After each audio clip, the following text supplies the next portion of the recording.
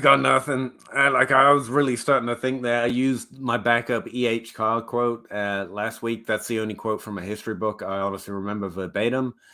So yeah, welcome back to the Dynasty Grind. My name's Peter Howard at PA Howdy on Twitter. I'm here with Russ Fisher and Zach Reed, Dynasty Dummies podcast and the Trade Addicts podcast. Not in order, actually. I did that out of order, who you'll meet in a minute. If you have any good Dynasty questions, comments, or thoughts, please drop them in whatever comment box on the streaming platform you're listening to. We are currently live to YouTube on, I think, 2 different channels, mine and DLF. We're also live to Facebook. Sorry, Facebook, we're always late. You'll kick us out next week again because of that, and I don't know what to tell you. I enjoy talking to my friends, and we often go over the 9:30 mark. I set the schedule. Why can't I not change the schedule when I need to, Facebook? And also, somehow we're live to Twitter. I didn't know Twitter had a live platform, but it gives you that box. So, hey, Twitter, apparently, if you have any questions, let us know. I've vamped probably as long as I could. So, Terry Pratchett. The truth may be out there, but lies live in your head, which is actually really Dynasty relevant, especially during the changing nature of a season as players come up and players underperform what you hoped them to be. You have to start to slowly give up on what you thought the truth was and accept the reality of what is. And it's remarkably difficult because screw reality. I was right. I don't really care what it says. So that's the quote we're leading off from, and I'm not looking for the button. There he is.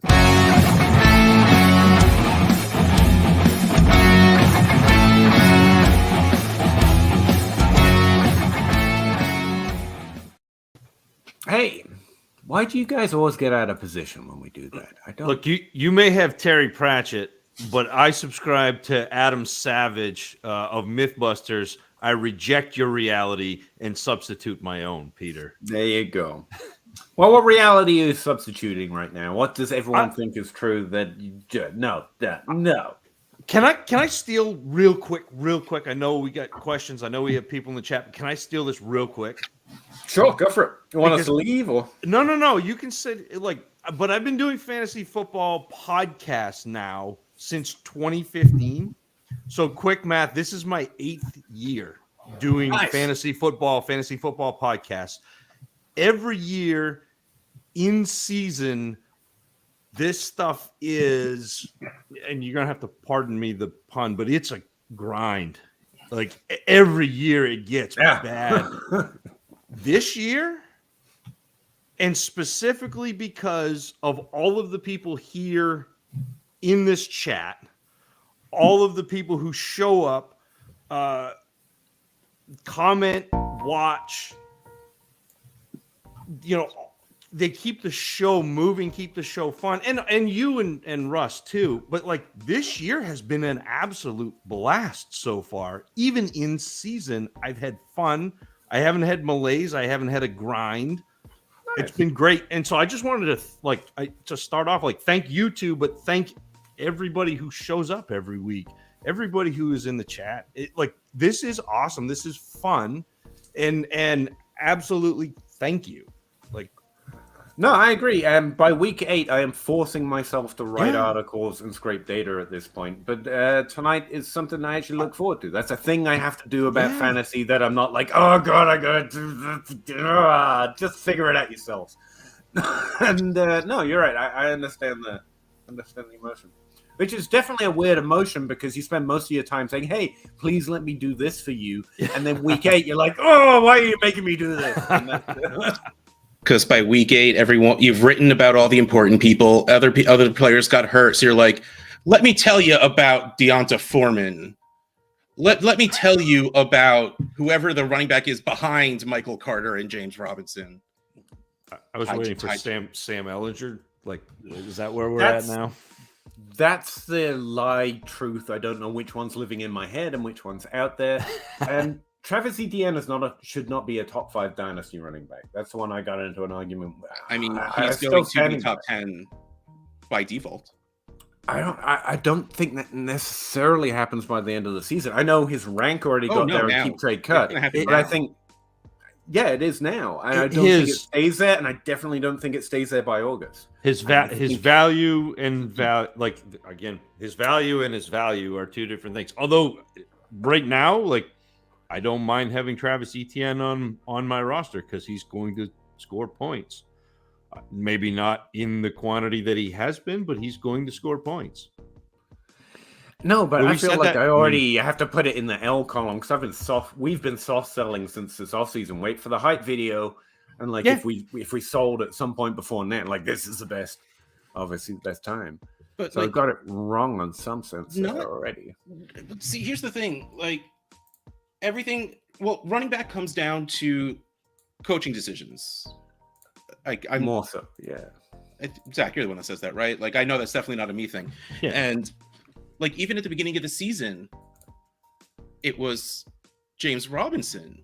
And then all of a sudden, they're like, oh, wait, no. We actually put capital into this other guy. Let's slowly phase out Robinson. And then, like, they must have known they were going to trade him because you don't just go to 0 touches for no reason. Yeah. So, like, they were phasing him out anyway. It wasn't bad process because... it was right. It was like, and the sell high and buy low to me is you don't ever know where the peak is, but you know that you bought ETN at running back 23 when we were talking about him, and he ended up at running back 13 when we were like, yeah, you should. So like. That's a big win. Now, if he ends up at running back 6, is that as big a win as you could have had? No.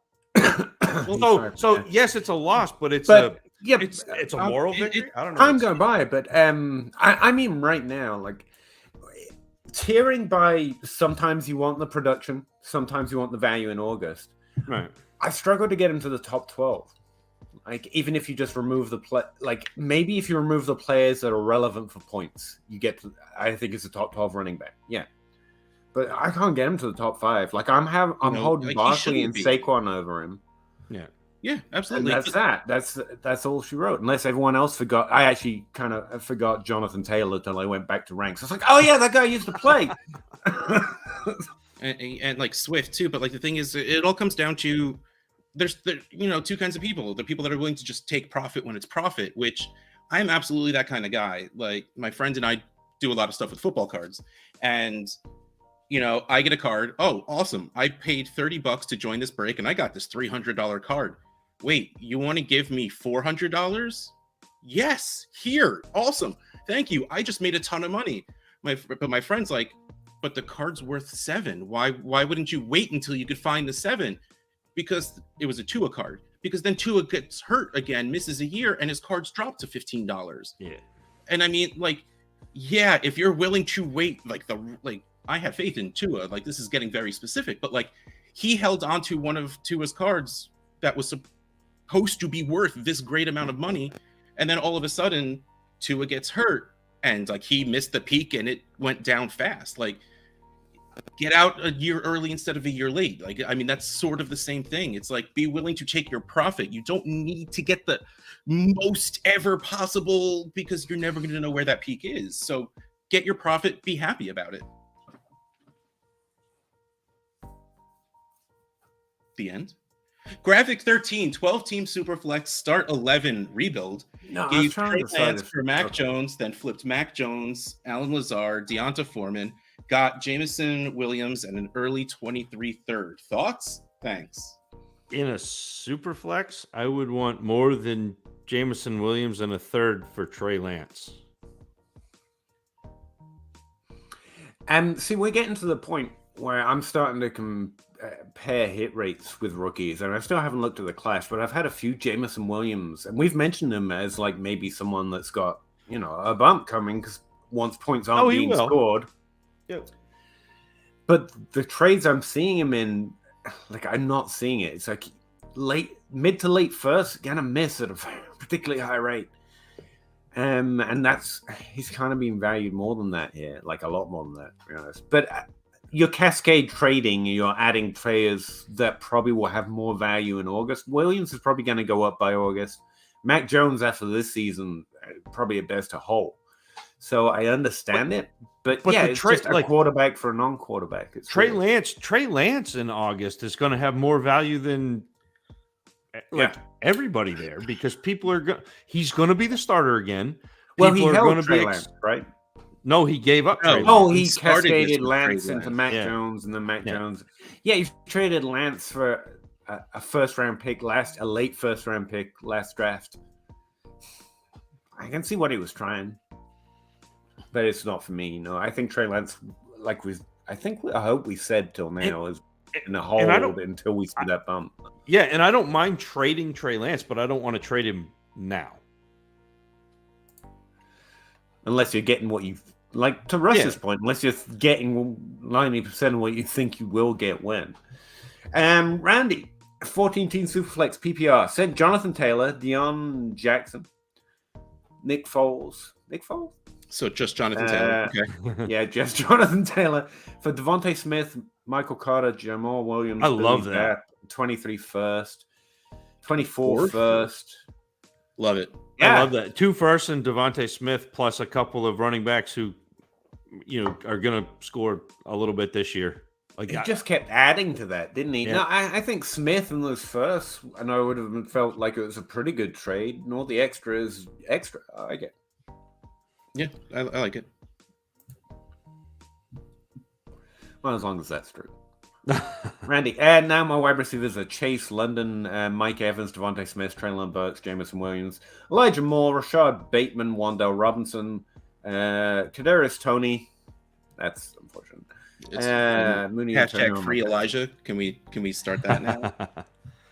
It's another good example of sell when the selling was good. In that case, it would have worked out. He needs to be in Green Bay. No, he's just not going to happen. Elijah Moore? Oh no, sorry. I was talking about Tony. Oh, well, Moore's just a hole. Randy Wyatt, the Breece Hall injury scared the crap out of me, and I don't think Taylor gets as many catches without Matt Ryan dumping it off to him. He got a lot more from Wentz last year than he's getting from Ryan this year. I'm just going to say take that whole quarterback to running back thought that probably someone that makes a lot more money than me and it has a lot more followers than me told you. Throw it in the trash can. Just throw it away. I don't care how cool they are. They are fucking wrong and they should stop fucking saying it. And I'm swearing at this point because like Christian McCaffrey broke it and we're several years past that. No, you should be kicked off of whatever platform you're on the minute you say Cam that Newton shit. Can't throw to running backs. He's not accurate. He throws too hard. It's not wrong. At this point, you're actively trying to create a better market for yourself by selling lies. At this point, Randy, not you, whoever's pushing that. Like it, no. Anyway, and yeah, the Breece Hall. Ryan McDowell put out a tweet the other day saying Breece Hall is going to change the way people see running back. I'm like, I didn't know that was going to be. Well, I didn't know Breece Hall was.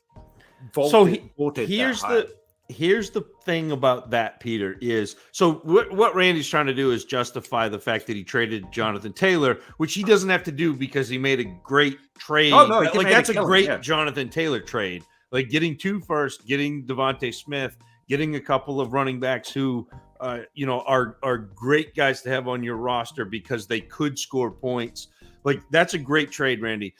The issue with Breece Hall and Peter, I think it was Ryan McDowell who tweeted that out. That's the one I was talking about. Yeah, and I was like, I didn't know he was living in our consciousness as a community that hard. You know but what he's saying is for the past so 2014 through like 2017, wide receiver was gold. Wide receiver was everything. 2017 came in and you saw this Todd Gurley ruined it. Yeah, you had this huge shift. So you had Gurley in 2016, you had the huge Gurley in 2015, Zeke in 2016, the huge class in 2017, and everybody really valued running backs. So running backs were way up high. And now with that like fear, with that like in the back of the collective consciousness of Dynasty with Breece Hall going down, you're going to see wide receivers come back, and it's also part of that pendulum where you've had Chase and you've had Jefferson and you've had so yes, Brees Hall is part of this, but part of that's just that natural pendulum of the way we value things. How much does your value on Brees change, by the way? Doesn't. Right? I mean, he's that, 21 we were talking right about now? this on the Trade Addicts podcast very recently. Which I just released, so people haven't heard yet. Yeah, but we've been saying, like, I feel like what I said to you on that podcast, like, we found the exploit this offseason, talked about it constantly, but we couldn't figure out how to exploit it because the problem still exists. Young running backs are still young running backs, and Travis Etienne's going to get overvalued because we're going to think of him in that Zeke and that, and he's not that. He's just what we have right now. But Williams and Hall and Swift could be what Travis Etienne is or better right now, and they're the ones falling. So they tend to be the best values right now, but the running back has all this problem. And the thing I keep keeping in my head is what we said this offseason. We're waiting for the running backs. We're waiting for that 2000, and there will be a Zeke, and there will be a Gurley. Bijan Robinson sounds like it, but we're not there. And so just chasing all the good young running backs, it's not like we're waiting for them to become we're waiting for the class, if you know what I mean. So take the values where you can get them and best trades you can. Right now, running backs are less flexible. And I realize that's the worst verb to put on it, but it's what we like. They don't have the flexibility of a wide receivers during that era as Zach was just talking about. And that's where it shows. Like, wide receivers beat them in the flex at a higher rate than they typically do, especially through that period. They have less flexibility, but they still have relative positional advantage. So you're trying to buy young running backs for relative positional advantage, not that 24 points per game upside of that era. That's not coming from this era. That's not coming from these guys. So you take the cheap ones. If you know what I mean? Like, I don't know where the exploit is, but it seems to be everywhere. Anyway. Yeah, that assumes to try and feel like you know what you're doing, and I have no idea what I'm doing. So that's fair. I just shiny new toys. Well, but I think Brees Hall and this injury gives you a similar discount to what you saw with Saquon after his knee injury. Except what you got to do is remember what happened with Saquon and buy Brees after he pulls his hamstring when he comes back from the ACL. And then rolls his ankle.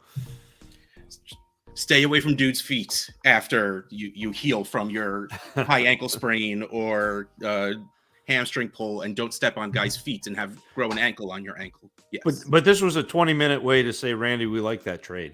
Yeah. Oh, yeah, Randy, we were well off your trade. It was a great trade. By the way, we probably should have stuck on that. What were we talking about? Keep doing you, man. You're doing good trades. I think I have 3 first non-playoff teams. Fantastic. Yep. Sammy has 10 teams through flex. Start 10. Have Josh Allen, Watson, Dak, who is the worst running back wide receiver you would trade Dak straight up for. What does a fair Dak for Chase trade look like? In a super flex? Dak should get you Chase. Dak for, I mean, you got to add, I mean, what, Dak and DJ Moore for Chase?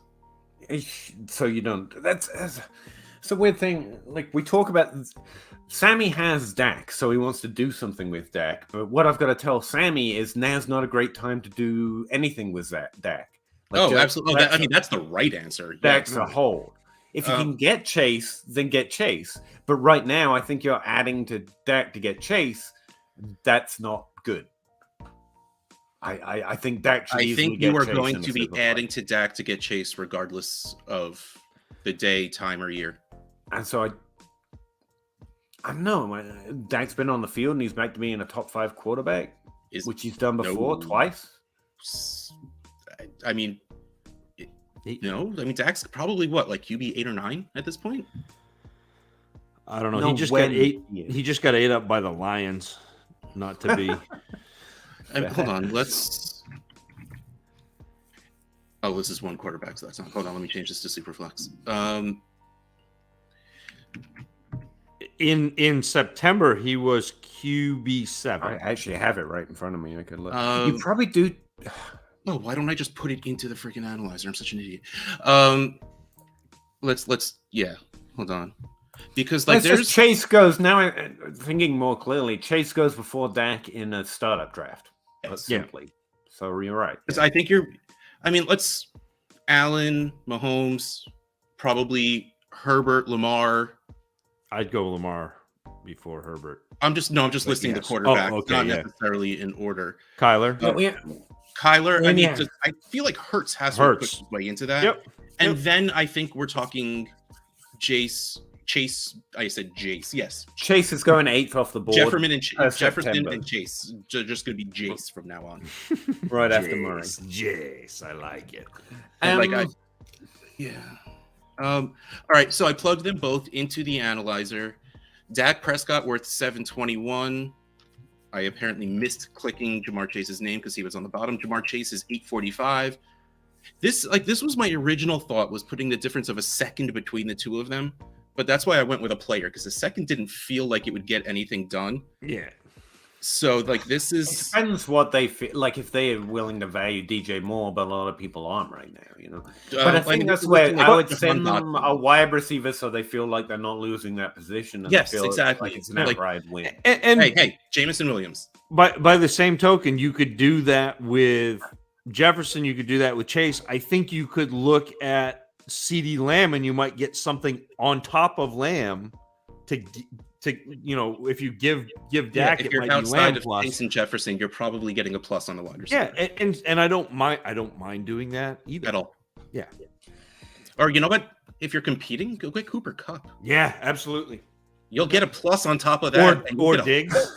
Cooper Kupp's going to outscore Dak. It's fine. He's thinking of trading Dak because in a super flex he's got Watson, and that's what makes me like I don't want to abandon myself there. It's so funny that I take things on such face value. I answer the question. I don't think to look at everything else. And you guys are like, maybe you shouldn't trade Dak because if you only have Watson, why don't you just do this part? I'm like, that's not the question. He asked what I should do with this player. Do this play. Yes, the smarter idea is to do that, but that's not what they asked. Actually, I think the smarter idea, right? If you're talking about Chase's value range, that's right next to Kyler Murray. And I would go have two top 5 quarterbacks if I could instead of Chase. I would. If the same trade will get me Kyler Murray, I would get Kyler Murray. What do you think about the difference in value between Watson and Dak right now? In the year of our Lord, the week of our Lord of football. I think talk about league specific. Zach. I think I think in 2 weeks.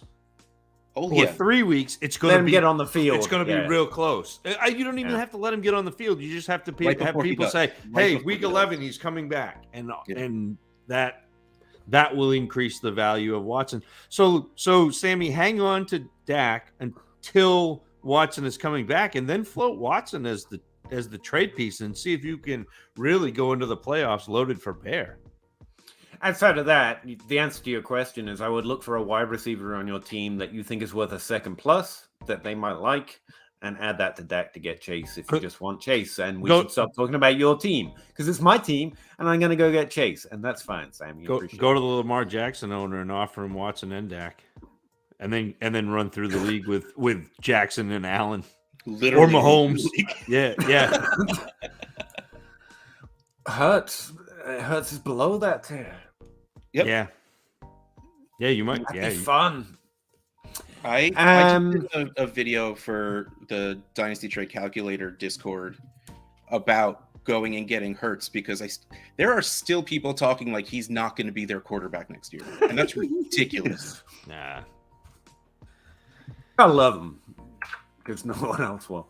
Dynasty Outhouse Truther, welcome back. Can you talk about the theory behind cascade trades? Russ, would you like to talk about first that idea that you came up with that you are asking yourself about? Love the show. Drop a like, folks. I mean, it's really like the theory is really just no trade is your last trade. It's tough because when you write it out sometimes you feel bad about it. Like that first thing we talked about where with Lance to Mac to this to that, you're like, okay, so I just traded Lance for this. I mean, that was actually rather simple, just the 2-3 trades and calling it quits. But like, the theory is trading for value's sake, not necessarily in a direction of your team, and not necessarily for players you want on your team or like. It's just, I would trade for Juju Smith-Schuster in a league that Pete's in, because Peter likes Juju Smith-Schuster, and you might be able to get more than what you got him for by being able to then flip him, because Peter has player I like on his team, so I go get this player to be able to move him to Peter to get what I really wanted in the first place. Could we come up with some suggestions that don't just teach people how to rip me off? Could we have some other like, by the way, I get in a league with Pete, and here's how to exploit the shit out of him. Carry on. Like, it is no secret the players I like. The amount of times I had to overpay for Calvin Ridley are just like. But like that's really the theory behind it is cascading trades is taking advantage of the fact that your league mates feel differently about different players. So you can trade one player for one thing and then use that thing that someone else likes more to get even more, and so on and so forth. And you don't even have to be trading for players that you like, as long as people value them. So yeah. It's to me, it's really the kid that was on, and I don't remember if it was Craigslist or eBay or Craigslist, the kid who had the paperclip. Yeah. And he traded the paperclip for something, and eventually he got a house. Like that's what Russ and cascading trades does, is he's not, every trade leads into another trade. And so when you make a trade, like for me, I make a trade and I'm like, all right, I did this. Look at this trade. It's like Tom Hanks when he makes The Fire. I made this, here's my trade. But Russ, it's not here's my trade. It's like, I made a trade. Where's the next trade? And it's, I was gonna say, it's brilliant. No, because if you continue to make trades, more often than not, he wins trades. Whether he wins trades, right off the bat, like more often than not, he wins trades, but it doesn't matter because he's going to make the next trade and win a little more, and eventually you build a great roster that way. It's sometimes he just rejects them outright and never comes back to the conversation. I was going to say, you need to check your emails because you should have accepted the last trade offer I sent you, because it was literally what you asked me to send you, and then you come back at me asking for more. But I did not. I had it. When I first got into Dynasty, I actually found it like right as the season started. So I'm like, you know what? I'm going to read articles, I'm going to listen to podcasts, and then I'll start it next year. And I really just wish I knew who this guy was. And it was the first person I ever heard of volume trading from, because I hadn't really played in Dynasty. And the reason I wanted Dynasty instead of redraft was because of trading. I love trading, and you can't really do it in redraft. Keeper like ups it a little bit, but still. And the theory was like, let's talk about percentages. You don't need to upgrade your team 100% on every single trade, because if you do 100 trades and win 1% every time, you're still at 100%. A lot of little bottles make a big bottle. But also, that makes you not afraid to go 2% backwards. Yep. Like, oh crap, I screwed this up. All right, well, let me just keep going. The only way to fix a bad trade is to make another trade. Like, I mean, that's really the theory, is if you just keep going, eventually you're going to get better. And it's fun. I can talk about this for the next 3 hours, my usual, so you better just change the question. Pessimistic disclaimer: you've got to know who you are, because I'm the guy who starts off with a paperclip and ends up owing someone a town. Let alone, I don't end up with a house. I end up in debt one town. So you can get better at it theoretically, and it is a good thing to work up to. But sometimes it's not for you. Nolan Wild, 12 team Superflex, start 9, rebuilding. What is something you'd expect to try to get back in return for Deontay Johnson? Again, let me finish it. And AJ Dillon. Are they just holds because of their current situations? That's like, I don't think it's a good time to sell Deontay Johnson. I think it's severely undervalued. And in your league, that means he's probably undervalued by the majority of people in your league. AJ Dillon, too. Oh my God. What a disappointment. Like, versus expectations he's been. He's getting the volume. You're right, but in my head, I'm like, he's getting the volume. He's doing his job. It's fucking team's fault. That's where my head goes. Like, they're not getting to the red zone enough or whatever. But he's dominating the opportunity. In my mind, that's what I want my players to do. So I'm fine with.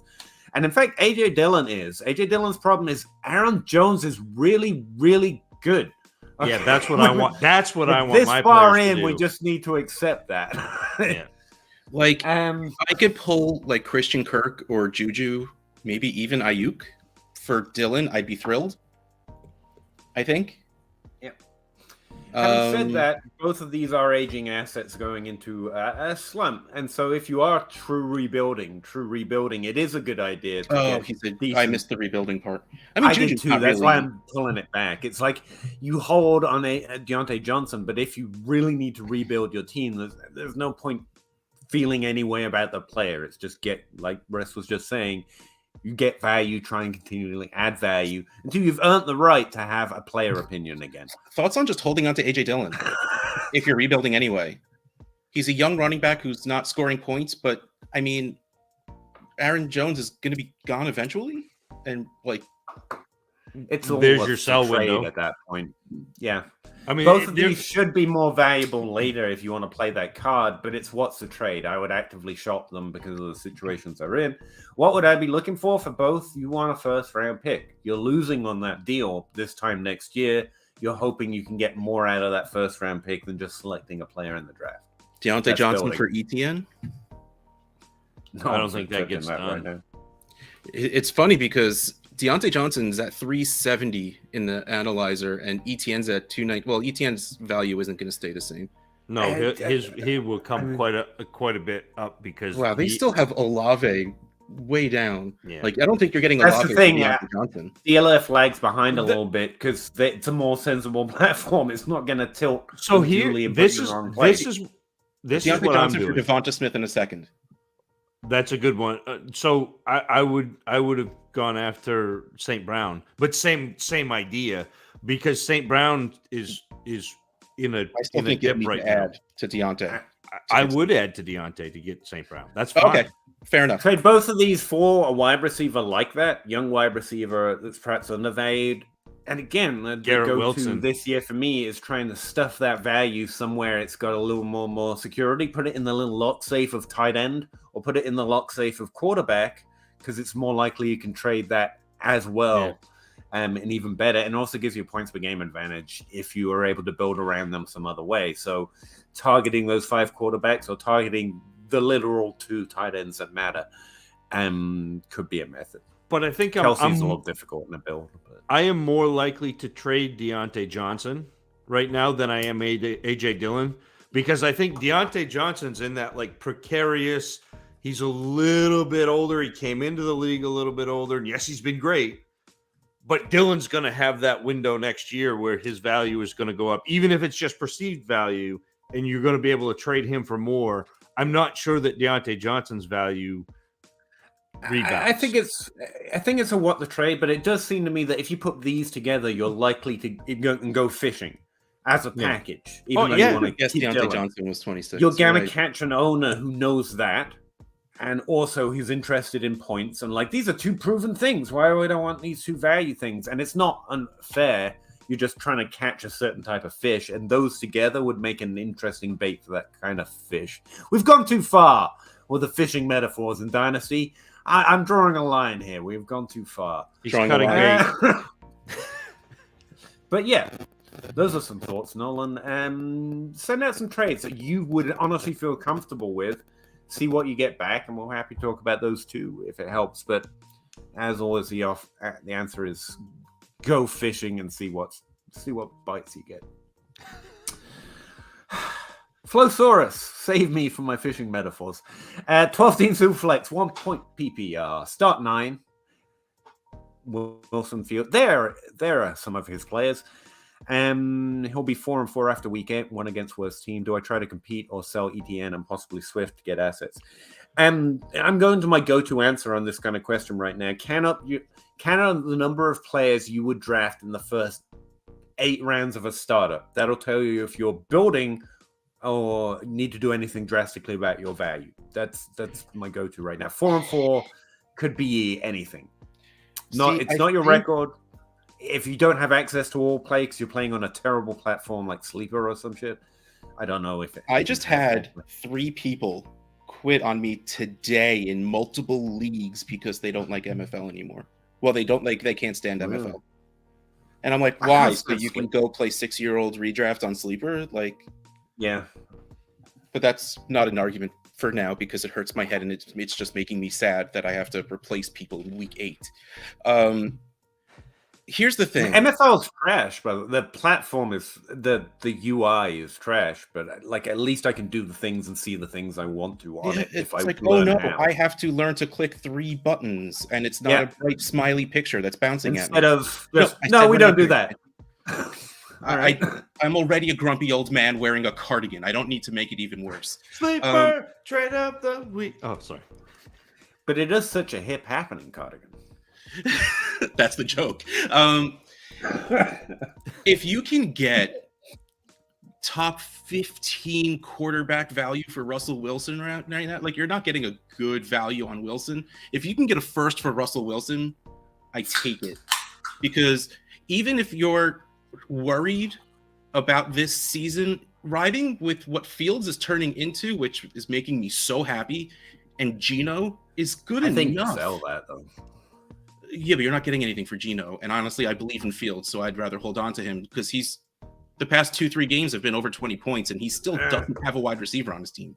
Let me translate.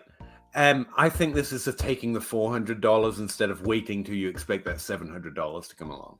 Oh, if you're building, and I'm guessing from the players I'm seeing, he's more building than he's not before he runs the top 8 startup league thing. Yeah, but I think Fields... Take 4.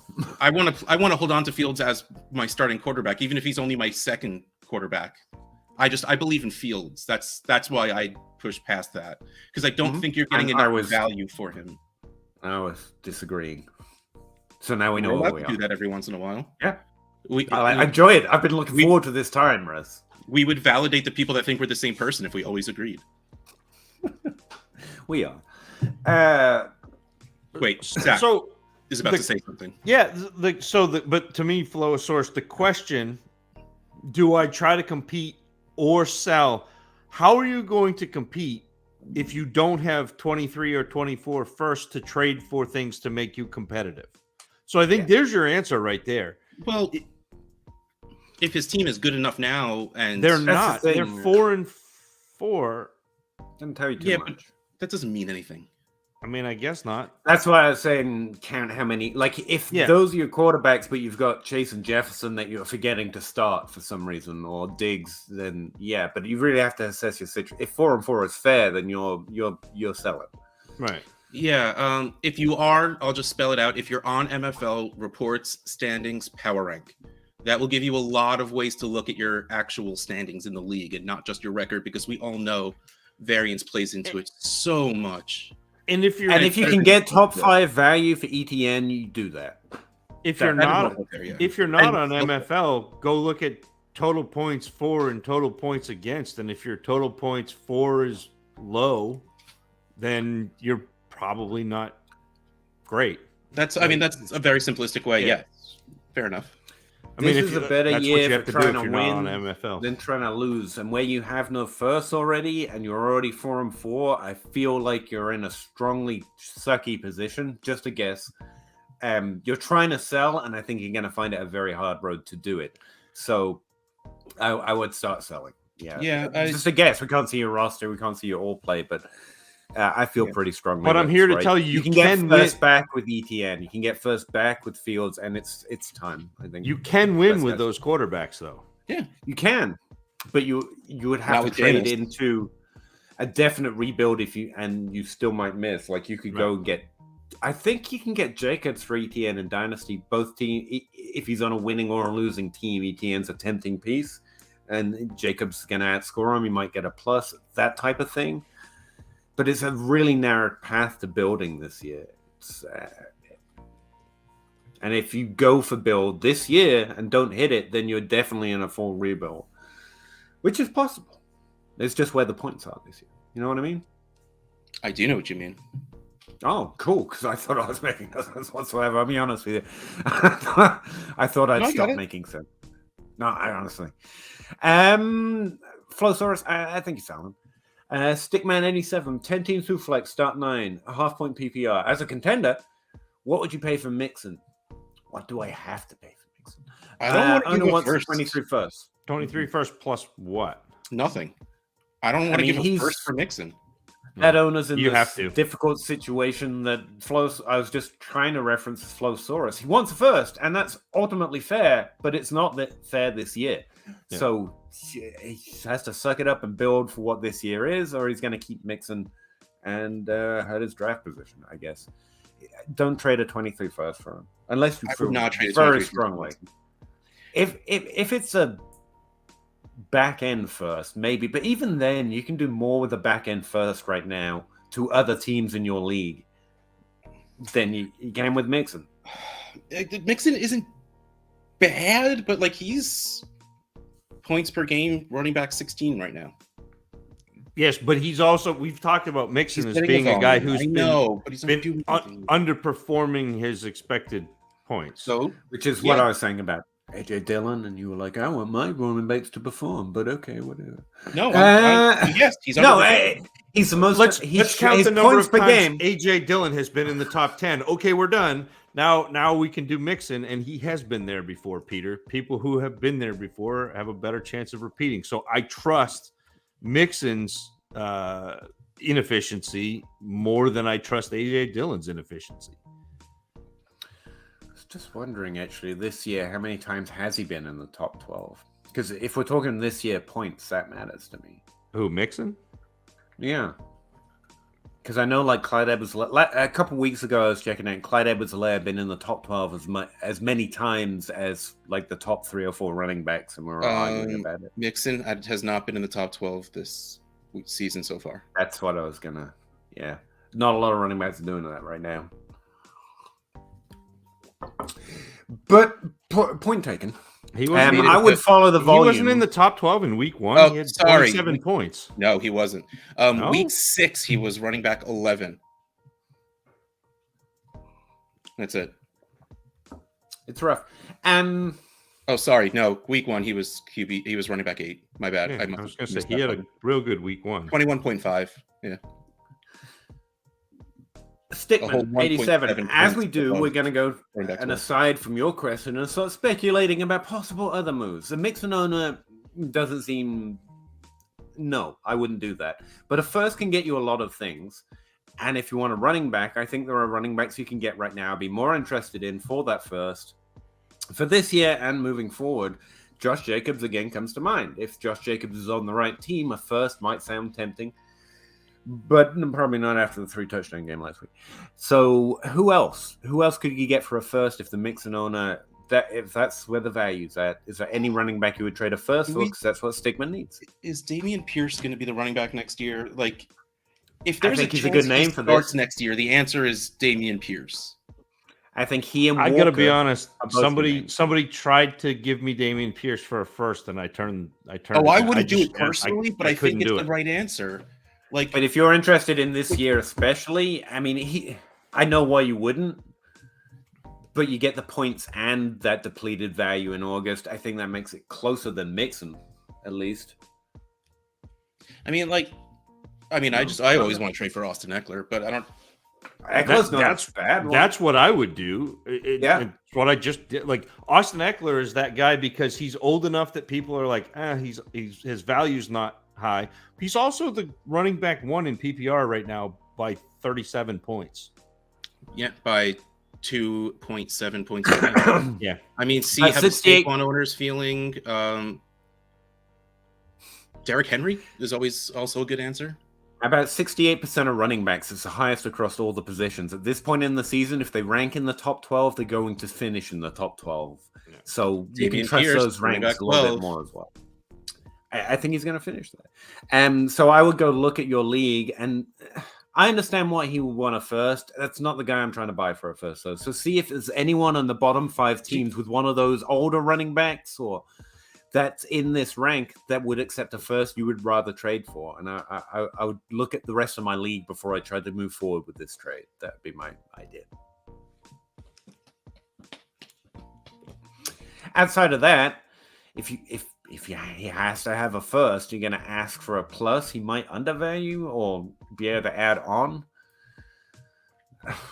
Oh, God. I can't think of anyone that would make up that tiny a value difference that would actually be better. David Bell. He had a nice block this week. Yeah, he's going to be a great blocker. Hopkins, he's a win now piece who's probably going to put up. He did way too well that first week to be the. Yeah. I got him for a second before that week, and then I MFL'd it. I like set my lineup and didn't click set my lineup, and so he wasn't in my lineup and scored 20 points on my bench. Been there. That's beautiful. Next question, because we're taking too long. We got to catch up. Sorry. Back to Flowsaurus. I should say my last 3 teams to make it into the playoffs were also 4 and 4. Me, 4, 5, 6. And my team outside my all for QBs is solid. Okay, so that does affect how hard I would sell or not sell. Like, again, if you have like 5 top 3 round players, and I ain't selling. I'm just trying to play as best I can without giving up too much value. I would sell ETN them. Brendan. Yeah, Brendan. Yeah. Gino on a 24 second for a 24 first. I think Gino is... No, but the question doesn't make sense. Why would you take a 25 second if you 24. Can get a 24 first? Yeah. I mean, or if it's the other way around, of course I'd rather send a 25 second instead of a 24 first. Gino straight up for 2 seconds, or Gino and a second for a first? Depends on which side the second one's just a no. I don't want 2 seconds for a very decent start quarterback in Superflex. I'm assuming this year. Second one's interesting. He would just be tearing up his second round pick to a first round pick. If you're not winning, I get it. I kind of feel like Gino keeps that job for next year, though. Like, that's very Seahawks. But his value won't bump much, but it might hold. Anyway, I think Gino straight up for a first is probably where I'm at in his value. 24 is a little far away for that, honestly. You're not going to get a 23 third.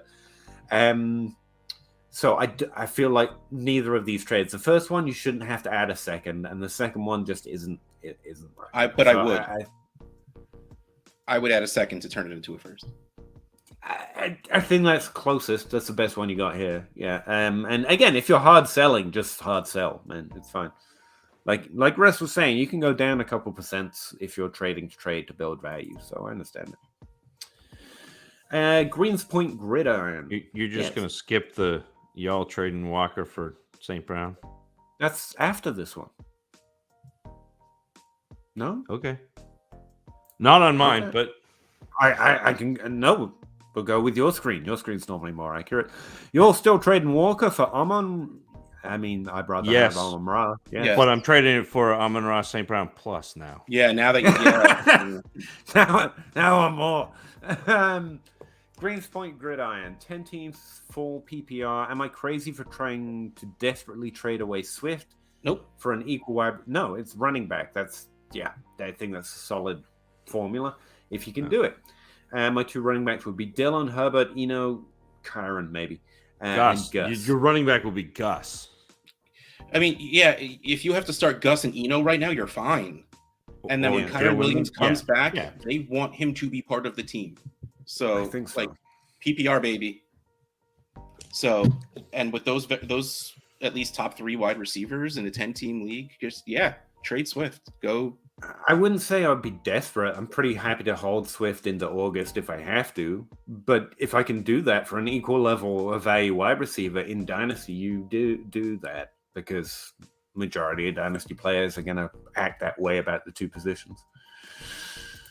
Greens Point Gridiron again, 10-team 1 PPR. Am I crazy for desperately trying to trade away Swift? That's the same one. Maybe that's what happened. You were looking at the second one, and I was looking at the first one. Calvin Hobby, heard of him. I know that guy. Wait, I know that guy. That's the Calvin Hobby. Breece Hall or Jalen Waddle? Jalen Waddle. Now, very easily. Cal just literally sent me a trade involving both players. I had to check, like DLF, keep trade cut. No, I am now no longer the highest on Jalen Waddle, but I was up until last week. I don't know what happened. I think Ryan's right. The running back value fell drastically because of Breece Hall. But I was there a couple of weeks ago. Benjamin Paul, 12-team Superflex PPR, Juju or AJ Dillon? AJ Dillon, right? That's got to be AJ Dillon. Yeah, I would pick Juju. No one needs to ask me. I think that I'm taking AJ Dillon with the idea that I'm going to be able to flip him for more than Juju going forward. Like if I'm scoring this year, it's Juju. But if I'm looking to trade, like I really think that Juju has hurt enough people. It's that psychology. I think enough people have seen Juju go from wide receiver 1 to 1 wide receiver. And so like I really think you're going to see that bump with AJ Dillon at the beginning of next year. So that's where I would go with that, Benjamin. But Juju coming off of a 22 and 25 point week. I mean, fine. That's what I'm saying. Like right now, I would rather have Juju if it's a point scoring question. So Russ, when I think of value, I know we've had this conversation, but there are 3 different types, and so it depends on where we're at with your team. Like I think that this year, I would definitely rather have Juju. If I'm scoring points, I'd rather have Juju. If I'm rebuilding, if I'm looking to the future, I do think I'm going to be able to get more for AJ Dillon than I would for Juju, even coming off those 2 20-point weeks. Because this is a conversation right now. Juju for AJ Dillon. Well, it's never a conversation for you, Peter. You adopted Juju 2 years ago, like sending him care packages. Like put him into Marcus Brown, both the same age. Yeah. I still want Marcus Brown. This is not a debate. Zach, a top 24 running back for a top 24, even if we value him there wide receiver, I want the wide receiver. Zach, what's the difference in value between Marquise Brown and Juju Smith-Schuster? I have no idea. What's the value of Tyler Lockett right now, Zach? Yeah. Nothing, according to some people that might be around here. Michael, are you still high on Dub? Have we been high on Dubs? It feels no, like but we said Adam for nothing at the beginning of the year because we said we liked him. That's not I remember as being high on him. As someone who undrafted free agents matter, I literally argued against him to Jacob Rickrod's face with Zach. Yeah. I feel like that's not being too high. He had that one good week, and then I wrote him up the next 2 weeks saying, it's dropping off. I don't think that. But yes, sell him for a second. Like I'd do that for a 24 second. Yeah, I'd do that. And the third isn't worth it, but the second maybe. Yep. In the right situation. Chris Olave's it this year, guys. It's another Tyler Boyd year. I swear this is so 2019. Index trade Brian Robinson for a 24 second and a 23 third. Yes.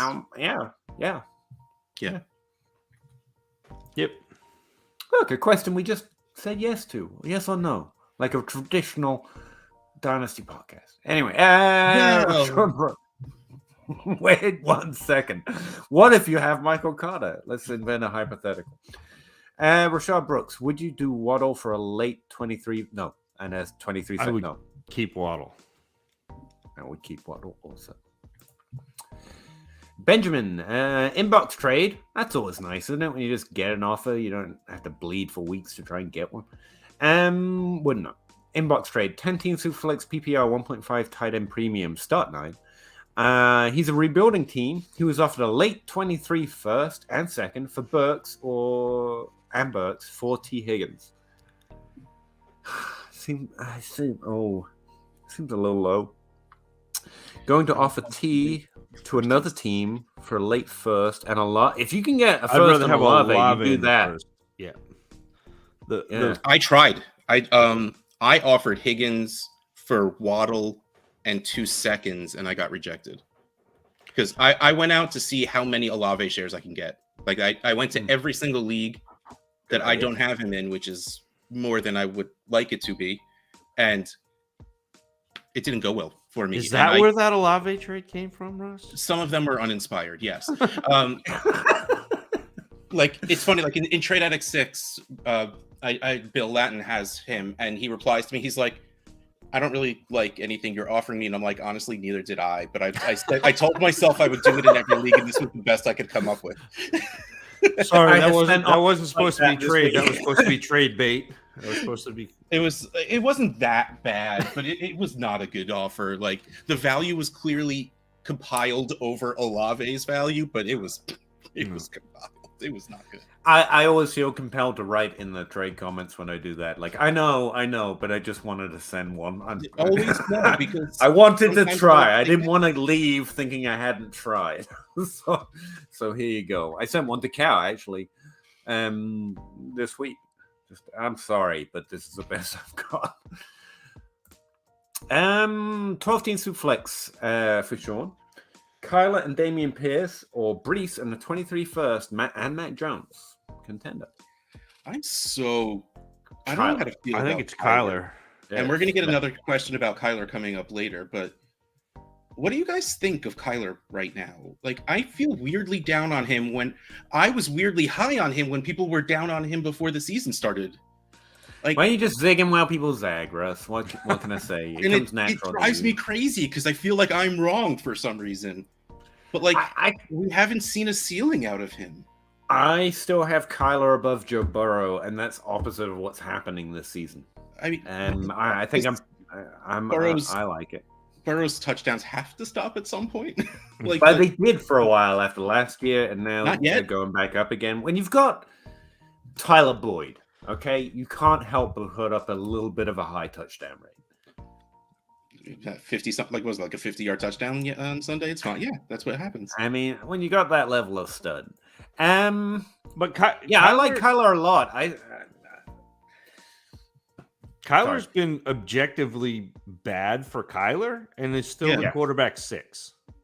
But that's like I'm okay how with. Behind is that? It's still like he's at like 19 points per game as opposed to 25, 26. Everyone else is. That is him being objectively bad for Kyler, but he's still good for a quarterback. Where's Mac Jones? Do you think? No, I don't think this is a good trade. Don't get me wrong. I would rather have Kyler and Pierce. Yeah. I was just taking it to the side because I was just curious. Like even me feeling weirdly down on Kyler, this is still easily Kyler. But I mean, like weirdly down on Kyler, like he's still a top. Like he was never at the top of the top 5 quarterbacks, but he was one of those top 5 quarterbacks. So he's not over 20 points per game, but he's still quarterback 6 right now. Yeah, and I mean maybe my expectations were too high. Maybe that's just what it is. Well, I mean, I don't think so. I think it was reasonable to have. Wait till we get Tyler Boyd. No, I think it's fair to be disappointed. We expected more. I think he should have done more. He's having Zach says it's objectionably bad. Objectively bad. It's like Herbert. Like Herbert's not having a great year. That's fair. But it's a bad offensive line. Like they're struggling. It's Keenan insert. I tell you what it reminds me of. Earlier this season, someone was saying, "Hey, Jared Goff, maybe," and I was like, "No," and they took it seriously because I'm talking, so obviously we have to start attacking. Mm-hmm. And they were listing his points, and I was like, "Yeah, just think about that. Does that feel real?" And he's put up like 5 points over the last 2 weeks. Sometimes it's okay to just know that Jared Goff isn't a 20 points a week player. It's okay to know that Kyler and Herbert are better than what they're currently doing and not tilt too hard on it. We've seen enough to know. And also, I like the fact that Kyler's got the short bias. Like, that's going to come up again. Too short. That's what's going on here. It's too short. And I think there's going to be a better window on Kyler later. I love the video I'm game actually narrative, interesting. I'm actually interested in Call seeing of Duty. But Sean, sorry. Thanks for the kickoff, but we already went past your trade there. I keep Kyle and Damien Pierce right there. Jay Casp, 12 team, 1 PPR, 1 QB. There you go. Kenneth Walker for a late first and Jefferson. Yes.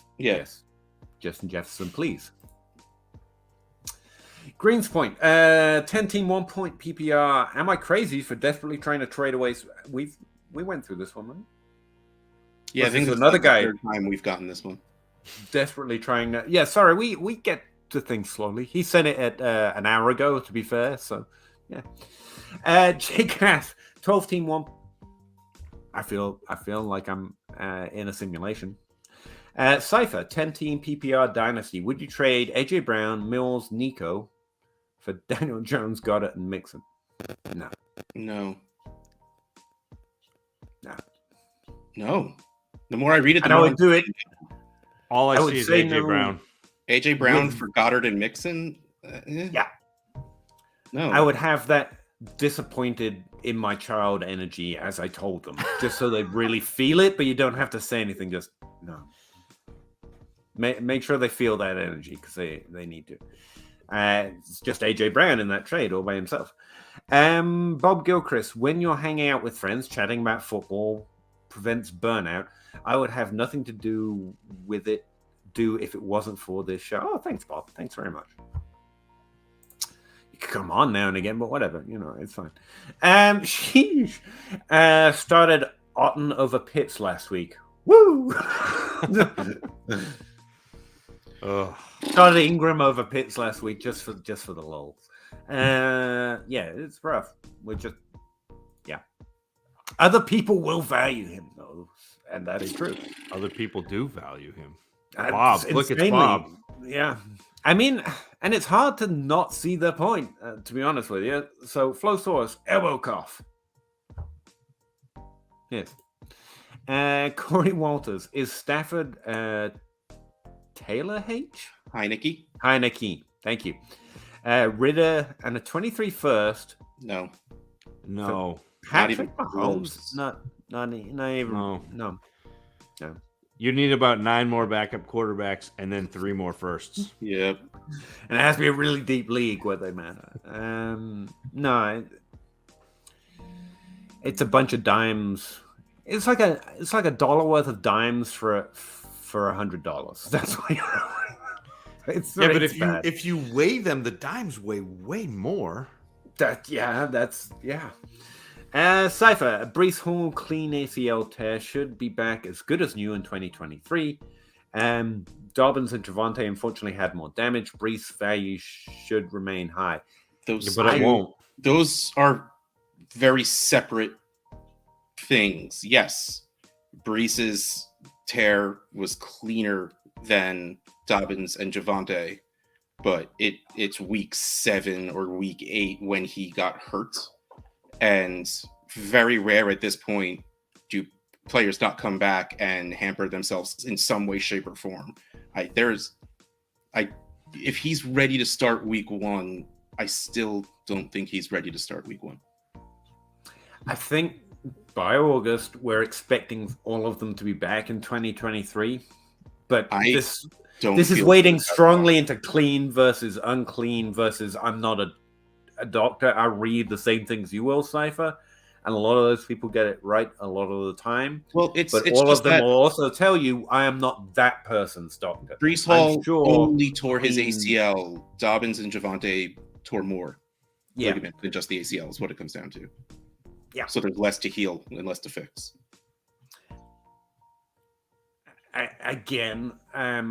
I just feel like medicine is complicated enough that having more to fix can sometimes work out better than having less to fix. I don't know.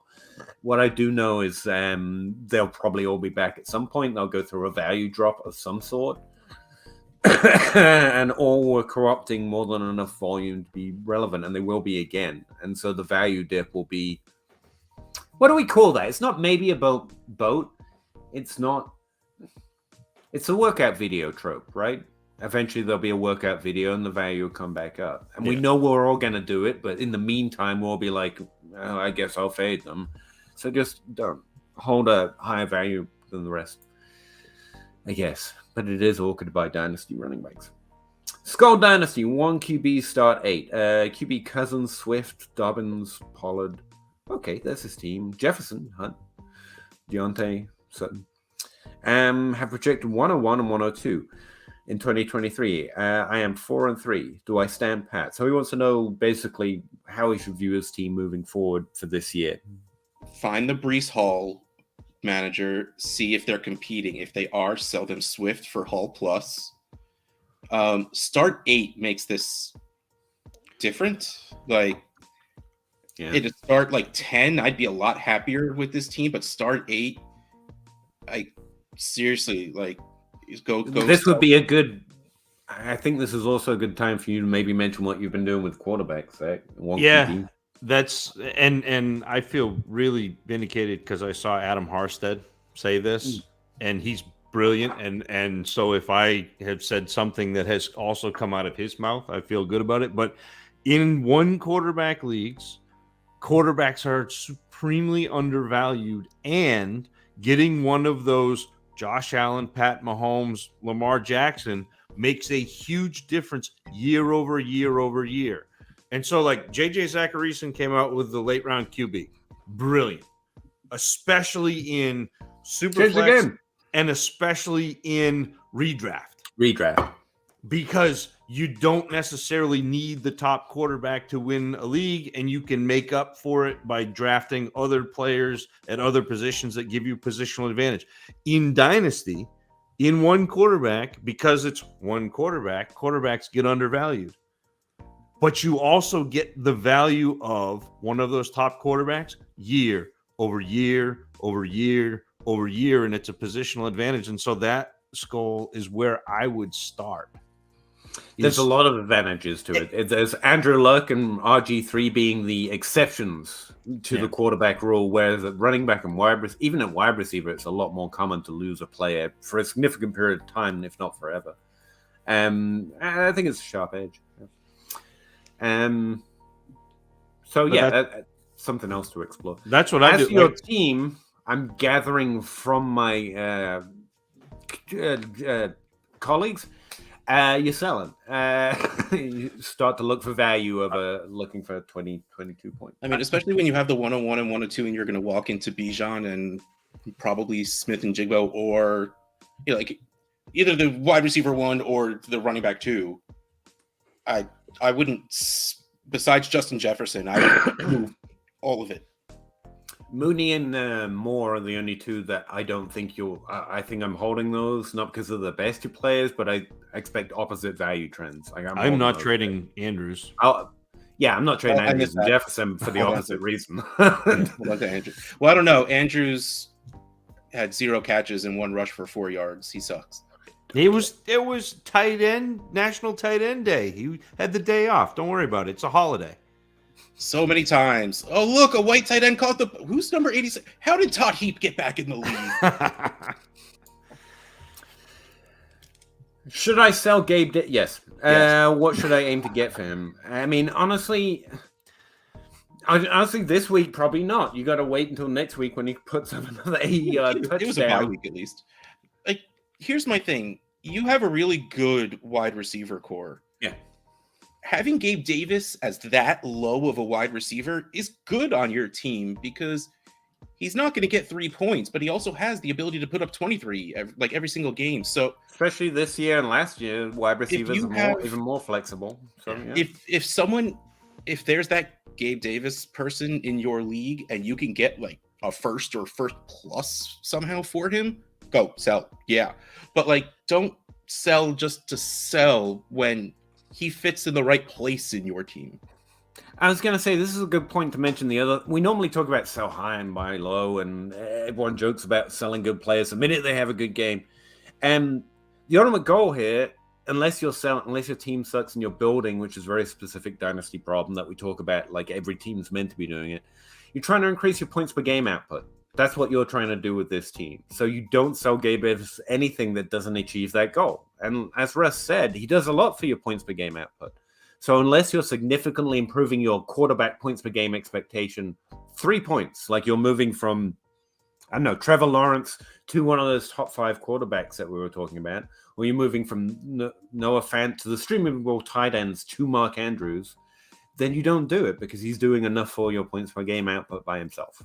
I think that's another way of looking at this, especially when you have such a good wide receiver core that I don't think you're desperate for value or anything. So just think about it in terms of, does it do more for me on a weekly basis? And that's a hard sell in for Gabe Davis, because he can, like Russ says, he can put you up 50 in 1 week and 0 in the other, but he can put you up 50 in 1 week, and that matters.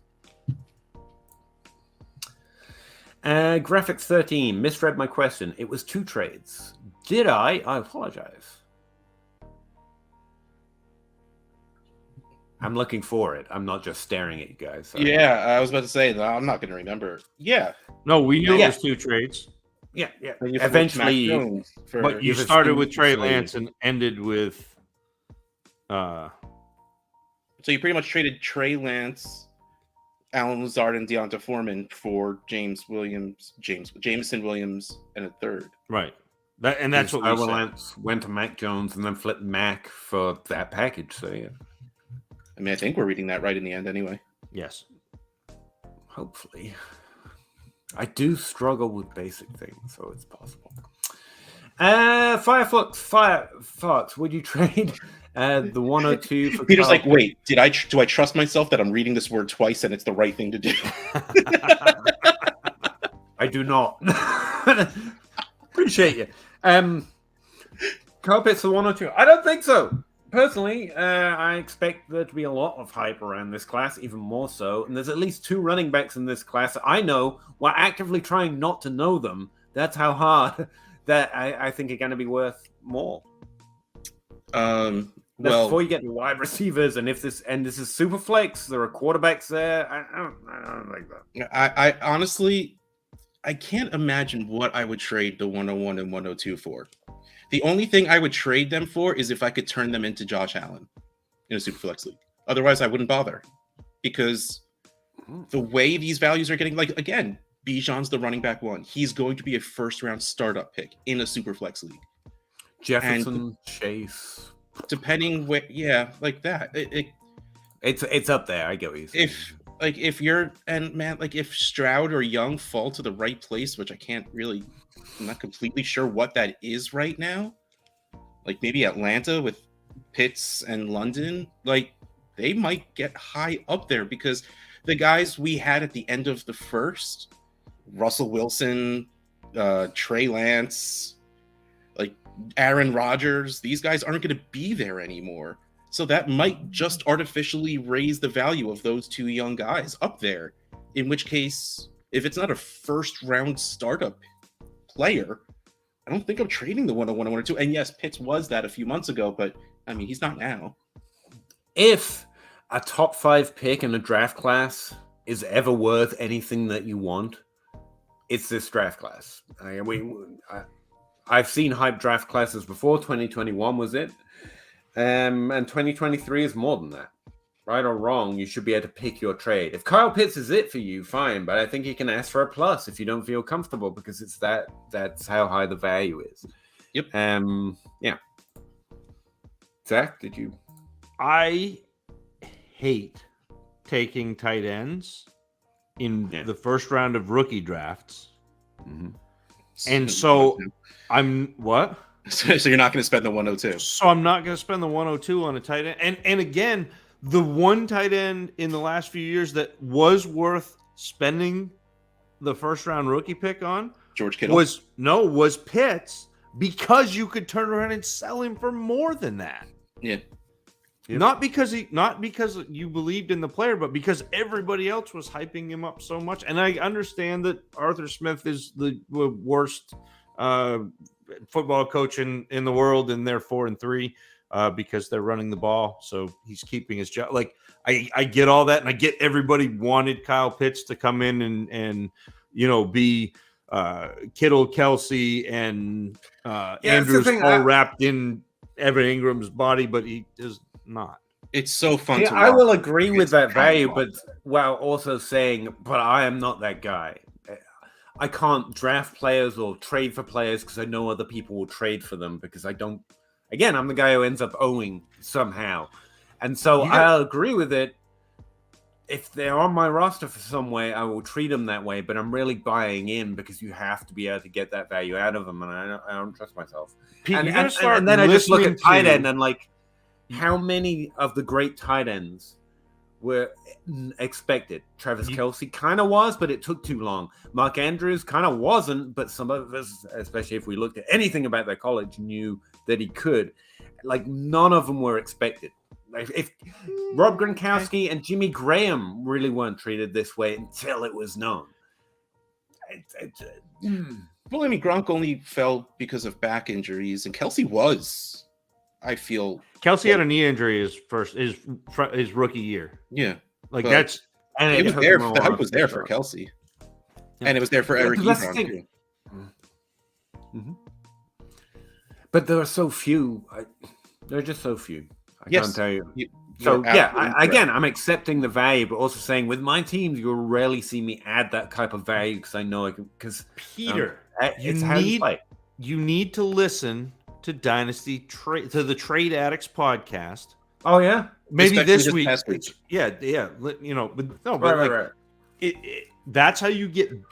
I got better at trading by listening to Russ and also listening to Dynasty Trades HQ and Shane and like that's what I did was I listened to other people. I watched smart people in my leagues like Russ, like J Mike, who make moves. Not Kyle. Kyle, you don't want to make moves like Kyle, but never be like Kyle. No. That makes a difference. I don't think you understand how far down I'm starting. I've been doing that for a while, and they have managed to elevate me up into a terrible trader. See, that's the difference. I start out so bad that the best so much lower can get me is to just bad.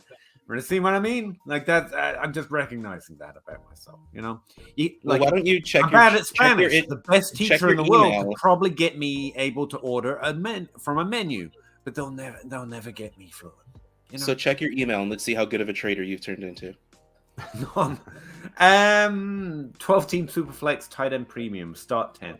Traded Cortland Sutton and a mid-23 third and 6th. For Donovan Peoples-Jones and a mid-24 first, 23 so you traded second. Sutton for a first and a second. I think that's a pretty big win. Yeah. I don't think it's a big win, but I think it's a win. I'd rather have the first. But not I don't think it's a huge win. But yes, that's a win, Rambo. You drew first blood.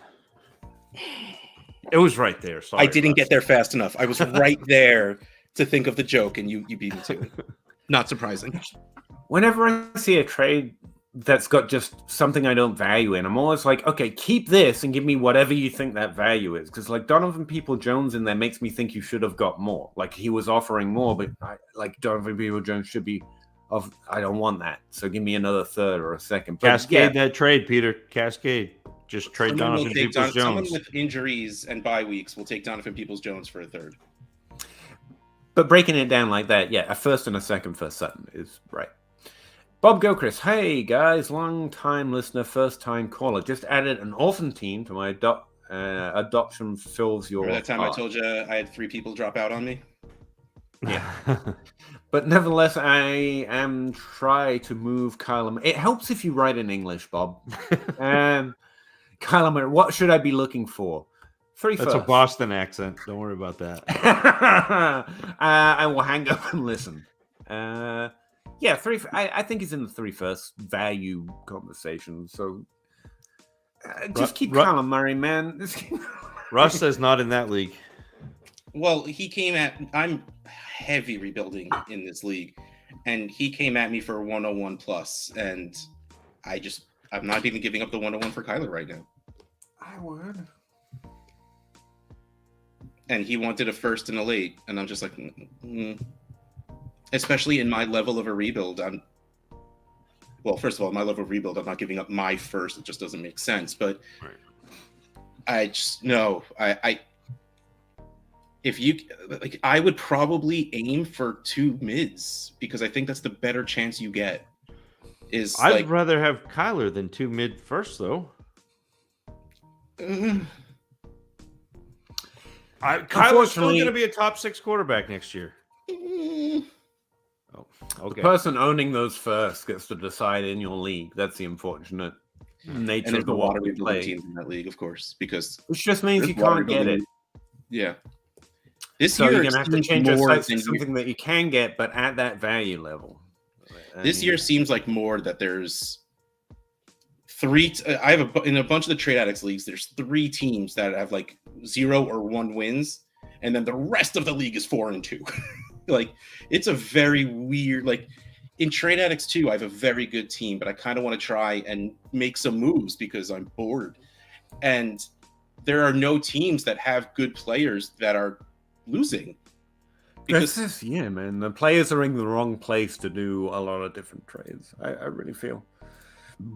But pardon me, I am 0 and 7 in my Trade Addicts league. Successful tank. I successfully tanked for 2 years in that league, and I'm in 3rd place now. I successfully traded for my pick back well after that was obvious, though. So not exactly successful. More the leagues let me have. Well, you can go and get another first if you. No, I got my own eventually, but it was a gift from the league. Though, like, you are so bad, we're gonna let you have it. Well, you can get a 24. Let me trade for it back by checking your inbox right now. Yeah. The last time this era of value happened, the one I keep referring to, this was happened before. That's how I know about it, because I drafted this team, got into this league around about that time, and went with typical dynasty strategy, and it's just been ass for 2. That's the danger of this era. Like, that team's been rebuilding for 2 years now. Where was I? Gavin, 12-team Superflex start 10. Ooh. 0.5 PPR. Been making some contender moves. Lost Hollywood, unfortunate. Worried about Andrews' injury. I don't think there's anything long term. I don't think there's. No. I don't think he's supposed to miss it. He's resting because they're playing Thursday. That's what I read, at least.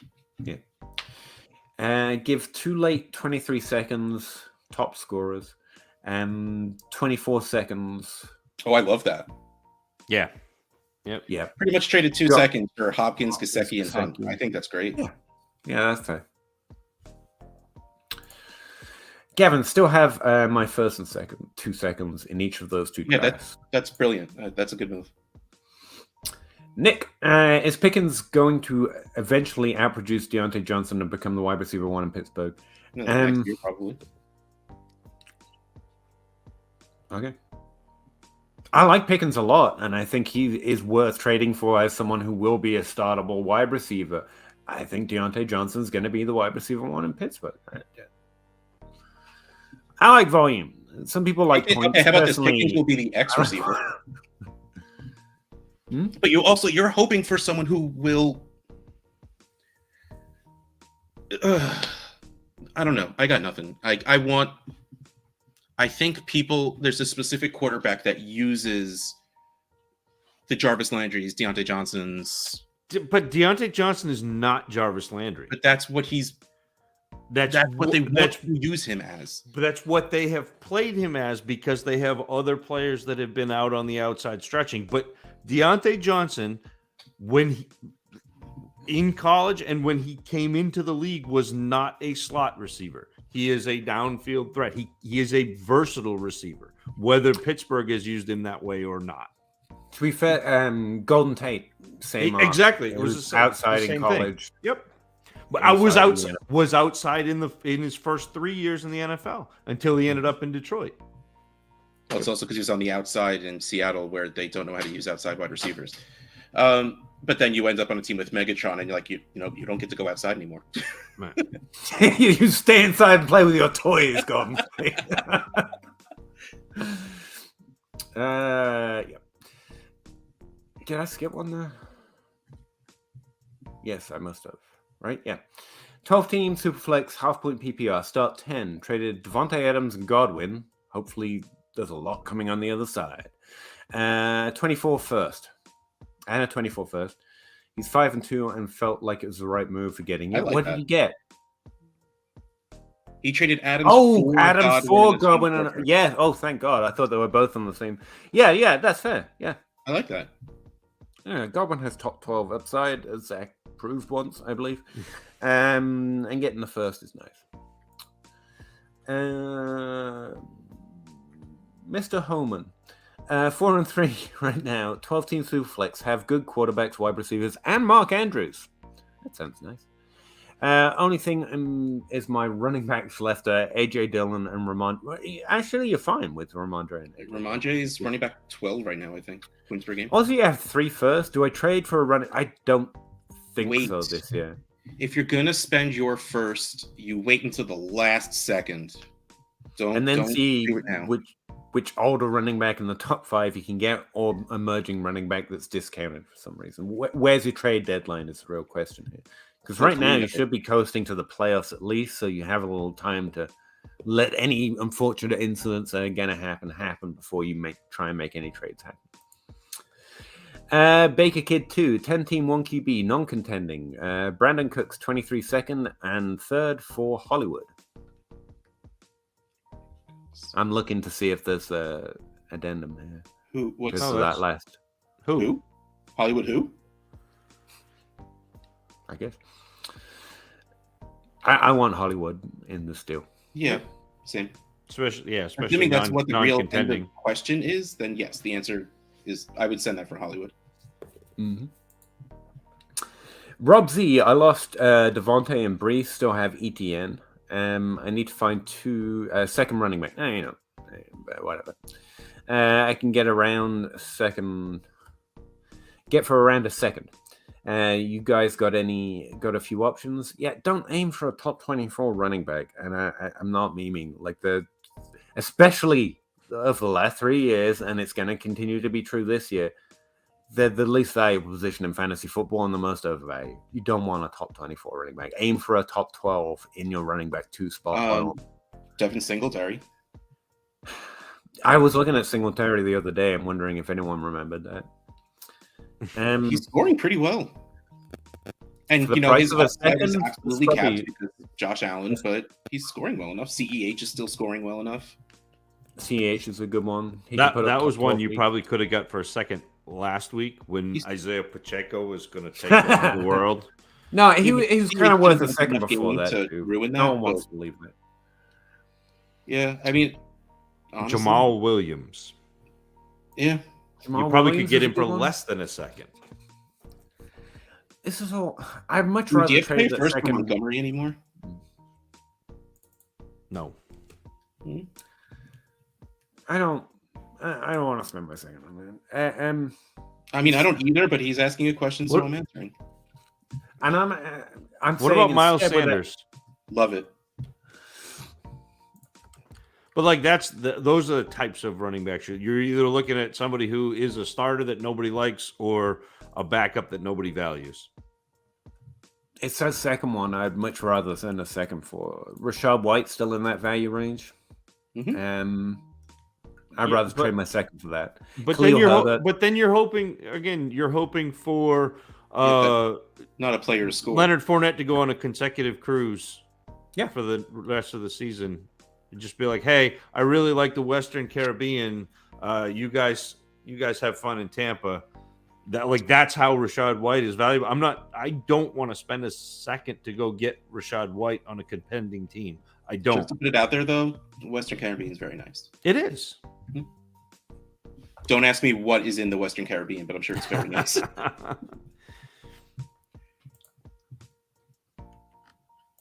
Sorry, I am doing something, I swear.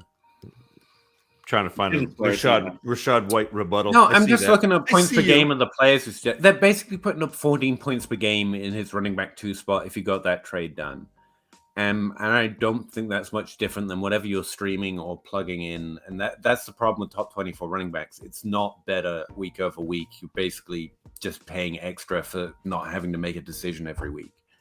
I'd rather shoot for the upside in that spot. But yeah, I'm an idiot. So but it depends. Again, it depends on your league. Like if you have a deeper league and there's nobody on the waiver wire, like it's not about making decisions. It's if you haven't built your roster with a bunch of running backs depth on your bench, then you don't have that option. You have to go trade for somebody. Right. No. What's on my roster doesn't change the value of players. Yep. Well, no, I'm not saying it changes the value of players, but what I'm saying is you can't go just pick somebody up off the waivers. You can't go. So like if I'm going to go spend a second on a player, I would rather spend a second on a player who is scoring 14 points a game than spend a second on Rashad White, who's scoring 5 points a game, and hope he scores 14 points a game. That's all I'm saying, Peter.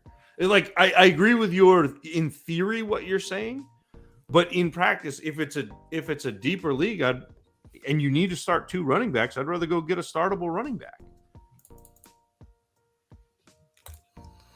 I do not have the time to look this up. I just don't actually think I don't think you're scoring those 14 points a game any more often than you would with a Rashad White. Yeah. Anyway, that's just me. Randy, Peter, I love you, but I think you're kind of wrong. It's probably right, Randy. But all the QBs tend to check down a lot to their running backs. Okay, it's a quote. How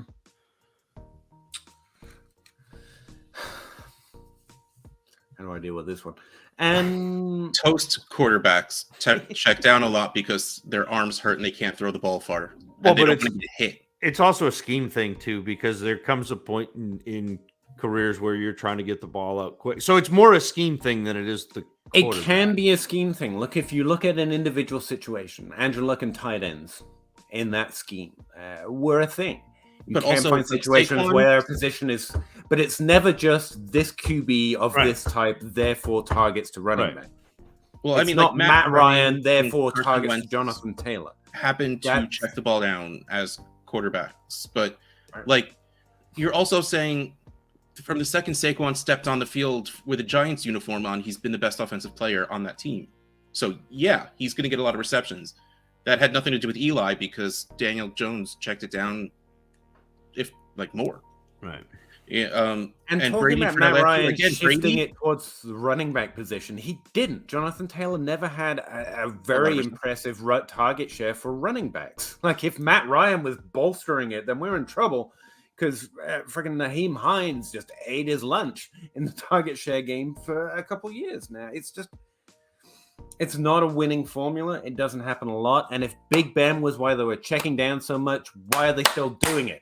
It's not true. If you can look at an individual situation, and honestly, if you're watching and you say that's what this team does, Pete, I'll just believe you. But if you want to tell me you can therefore take that formula and apply it to every other situation in the league, quarterbacks who are this do this, it just doesn't work. That's what I mean by it. So if you're watching the team and like Matt Ryan seems to be specifically, or that scheme with Matt Ryan seems specifically checking down more, then you just have information I don't have. But if you're telling me it's because Matt Ryan, just as a formulaic thing, some quarterbacks check down more, I can tell you that's not borne out in the history. Doesn't seem to be how it works. Don't know why I clapped. I just like to be empathetic. You're on Twitter too much. You see the clap emoji after every other word. And yeah, I might be wrong, but don't tell me it's because Matt Ryan. Tell me you watch and something about that way that system is designed with Matt Ryan in it specifically means this. Then sure, but also why has the running back position not been getting more targeted then? Because it hasn't. It's been below league average. Then that's just information I don't have. But I can tell you the quarterback therefore targets to the position doesn't work as a formula.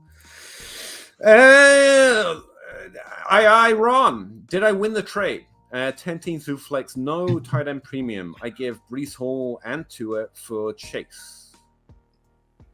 Superflex.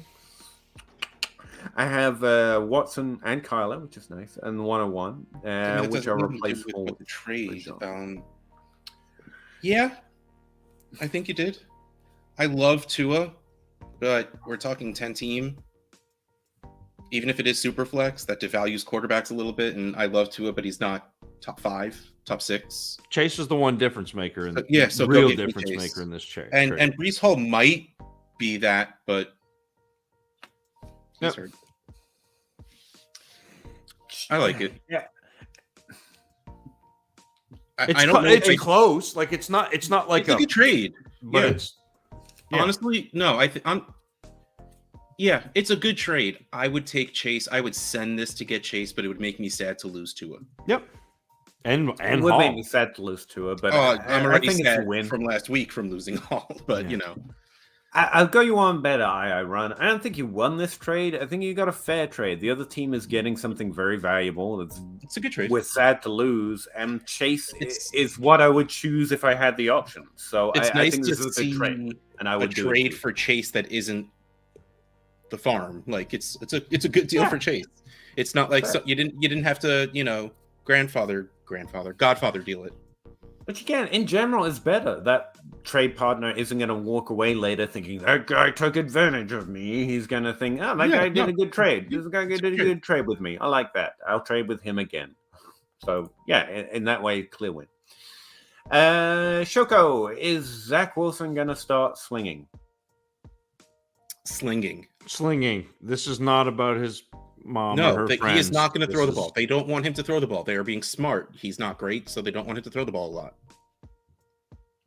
Or is the Robinson signing an indication that they want to keep scoring on the ground game? I think they want to keep scoring on the ground game anyway. They are regulating Zach Wilson. It's because that's what they have to do. I don't know if they hope he gets better, so they can throw the ball more, or if they're already just treating him like Baker, and they're trying to keep him under control so he doesn't lose them games. But they are not going to start throwing more anytime soon. Yeah, and you don't really want him to. Like, he's not going to get better. I tweeted this out the other day. After 7 weeks of Jets football, the passing touchdowns go like this: Joe Flacco 5, Braxton Berrios 1, Zach Wilson 1. It's not Zach Wilson. Trade for Braxton Berrios. That's the one. Especially this week against the Patriots, because he's going to have like 17 points for fantasy. It's going to be awesome. Yeah. So I think Robinson's in contention to put up points like he's done before, actually. I think that might be the most interesting point of it. But even if it was a more balanced scheme, I think that would be true. I think Zach Wilson's not throwing a lot because Zach Wilson doesn't throw a lot. Because you don't want him to. Yeah. As long as he's not, the mystery still remains. So in Dynasty, it might actually be a positive. KS, is Pickens worth a first? I know. I was trying to rank this for my article. I think so, but it's like mid to late. This is a leading question. So yes, he is, but not a 23 first, because they're going to be worth more. That you're going to be able to get Pickens plus for a 23 first in 4 months. Let's say you can see the future, or you're in a league that awards the pick order in week 7. You have the 112 in a 1 quarterback league. You still take that over Pickens? Of course, this is weirdly specific in a situation that can't happen, but I think I do. Okay. Because again, once you get to that draft, I think you're going to get more than Pickens, unless Pickens just absolutely falls out for the next 10 weeks. All we could say, like that's why I was trying to ask a right now question, because of course Pickens can go nuts, but if he continues to do what he does, I think you get Pickens plus for that first when the 23 draft comes up. Because there are some trades, but he's worth a first. He is. Weird thing that we're not really taking into consideration, the hype for the draft haven't started yet. I know. We have such hype around these picks, but like we don't have real names to these picks yet. Like the average person, like, you know, I talk to Bill all the time, and he lists me 16 people off the top of his head, and I'm like, cool, I know 5 of those names. So like, when these players come out, everyone's gonna find that person they fall in love with, like you know, everyone always seems to do, and yeah, like it's gonna get more interesting, which is why it's really hard to swap pick for player and feel good about it. Right. But especially when you don't know what that player is. If you know that player is good, if we're talking like these, you know, Gibby Higgins, Waddle, C. Lamb, like those top range guys where you know they're good, they're still kind of young. Okay, I'll talk about giving a pick for them. Steph Diggs, he still has another 2 years of being great. So yeah, I'll give a pick for him. Pickens, the pick just gives you so much more flexibility. Yep. And insulation, like value insulation. And for you, Russ, as a guy who trades, how many people in your league are going to be interested in trading for Pickens? Just I mean, you're probably just a few, but how many people are interested in trading for a 23 first? Yep. And so that to me is the difference. And it's not to say that Pickens isn't worth the first, because he absolutely is. But the flexibility, the insulation, all of that with the first is worth more. That is, especially the 23 class with the hype and the crescendo that hasn't even built yet. There are some trades that I will say I will do, but you probably shouldn't for reasons that they just mentioned. It's the same thing we were just arguing about, where I don't feel like I can get everything I should sometimes. So sometimes I just take the bird in hand, rightly or wrongly, even though I know it's better. Rashad Perriman? Nope. Wait. Rashad Bateman. They sound remarkably alike. He's on this list for me. I trade a mid to late if I'm very confident that's what it is. First for Rashad Bateman right now, because I like that bird in my hand, and I'm not sure I will do better with it later. However, if I'm telling you or anyone else, I would say you should wait. You could get a plus or even better trade with that first later, because everything they just said is absolutely right.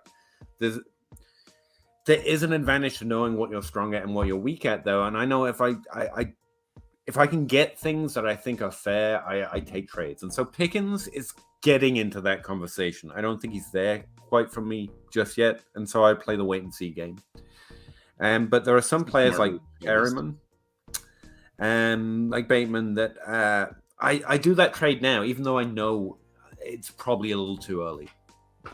That I just wanted to throw that out there. Like, I will lose trades because I'm more confident in my assessment of Bateman than my ability to bet better trades in 3 months. And yeah, I was just going to throw that out there. So if that weighs on you, KS, by all means, let it do. Having said that, I don't think Pickens is quite in that category yet. So even for me, I'm probably not doing it just yet, because he does have to do it for another 6 weeks before he really gets there.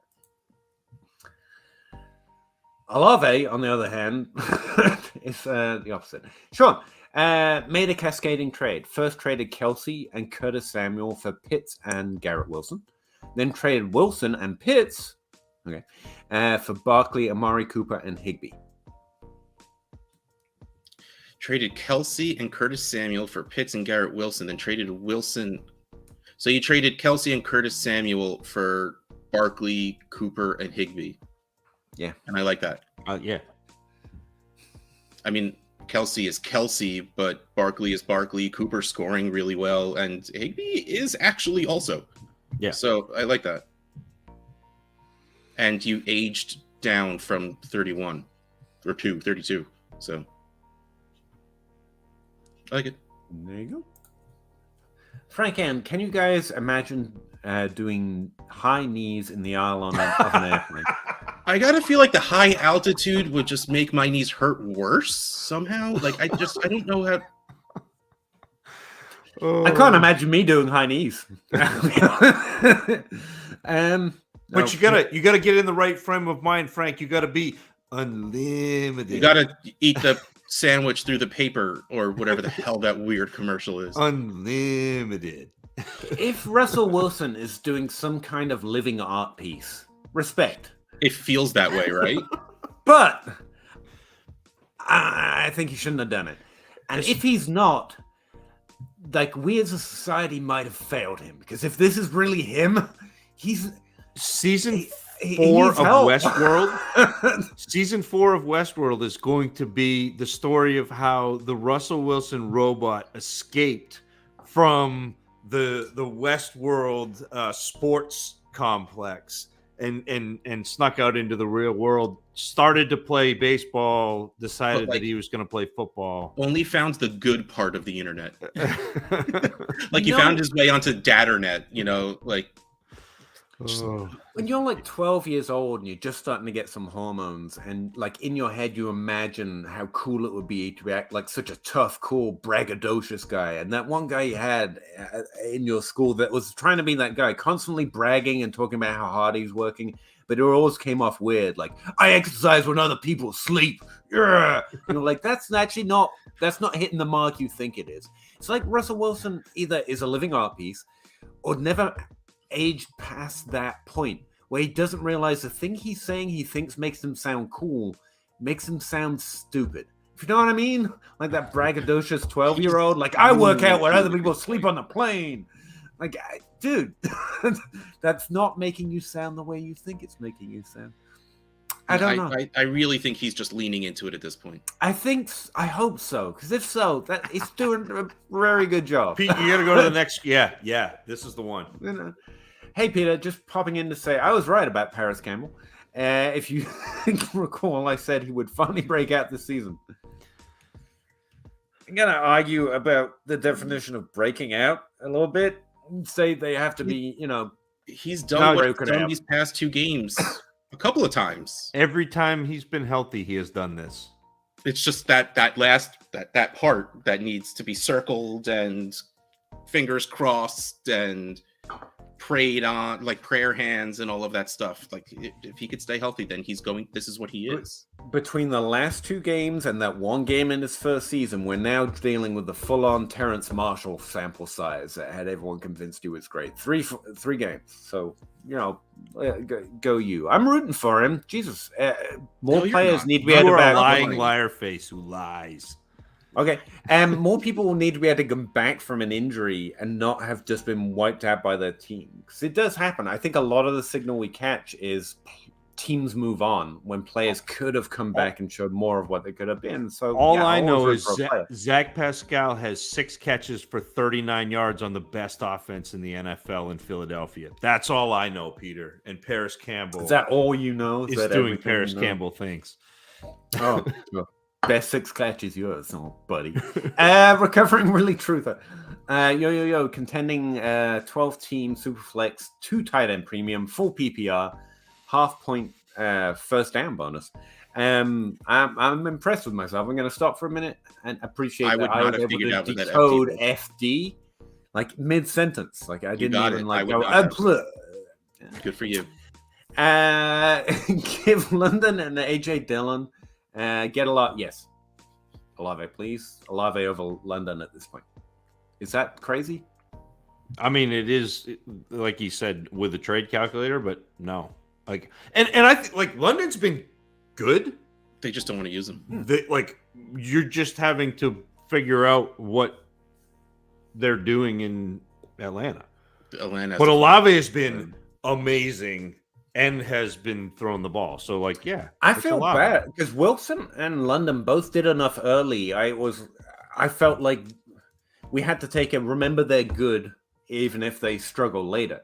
Yeah. At this point, then looks like they're not even going to finish in the top. They're like ranking in the 50s at wide receiver, and that crosses none of my potential year 2 breakout thresholds, and that's bad. Olave's the only one set to finish in the top 24. In fact, over his last 3 games, he's averaged 18 points per game, which means he could pull a Jalen Waddle and finish in the top 12 late in the year. And that's good. That's really good. So, yeah. Drop a like it's hot. Thank you. I really appreciate you throwing these things in that make me say them. And I read them in just the most yo. terrible ways. Oh. Drop a like it's hot. It makes it sound like I'm Russell Wilson living art piece, like trying to sound like I'm one with the youth. I see what you're doing, Ridley Truth, and I appreciate it. Peter, I got in the car today. I had both of the boys. We had to go do a grocery pickup, and I had been listening to either YouTube or it was the Crossroads. And so I got in, my phone automatically connected to the Bluetooth, and you came on and said, "Hello, this is Peter Howard." And from the backseat, Caleb says, "Hello, Peter Howard." And it just like, so you do connect with the youth. I love it. I am his number one fan. And awesome. Recovering Ridley Truth, one question I'll always wonder that I'll probably never know the answer to: if Ridley ever hit that parlay. I hope so. I hope at least there was some. Yeah. Good question, though. I can hear myself. Rojo Fish, I'm in third place. Just lost to the undefeated team by 3 points. QB's killing me. A-Rod, Stafford, Zach. Oh, that's a rough lineup. Winston. Rest of my team is loaded. Was offered Hurts, AJ Brown for a 23 first, 24 first, 25 first. No, 325 firsts. But that's still 3 firsts for Hurts and 2 firsts for AJ Brown, and the firsts are far enough out that whatever win. Yes. Wait. He's getting Hurts and AJ Brown, right? Yes. Yes. Do that. Genius that I am. I would. It took me a second, but yeah, I would definitely do that trade. What do you think, Russ? You're the trade guy, but we just spent 5 Sorry, firsts. I was super zoned out for a second. We just spent 5 firsts, most of them far in the future, for Hurts and AJ Brown. Oh yeah. Okay. 325 first. Oh god, yes. Go. Yeah. Go, Rojo Fish. Yes. Yeah. You know what? You look good doing it. You go win that championship. You're looking good. Clinton Davis, 10-team Superflex start 10. Should I offer Danny Dime? Should I go after Danny Dimes? No. Objectively, no. He's doing really well. He's a good schedule going forward. He runs very well. Yes. Which matters in fantasy. I refer you to a follow that I found because of you called Trash Sandwiches, who says that Danny Dimes reminds her of her dog, because just when she's starting to think he's looking really athletic, he works face first into a speed limit sign. Yes. Danny Dimes, so no. Kittle and Javonte, I don't mind doing that at all. Current quarterbacks, Danny Dimes and Kittle for Javonte, sorry. Yeah. Current quarterbacks are Stafford, Tanny, Fields, Mack, Zach Wilson, Heineke, Dalton.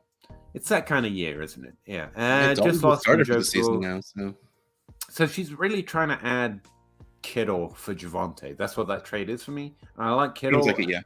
I mean, Dimes has value, but yes, I would send Dimes and Kittle for Javonte. And I'm not even super in go after Javonte right now, but I still think that's a good price. But Clinton's saying go after Danny Dimes and Kittle, so he's trading Javonte for Danny Dimes and Kittle, right? No. 10-team Superflex, no. Yeah, that's where I'm at. If we've got to trade the right way around. Yeah, I would find something better to do with Javonte if you wanted to move.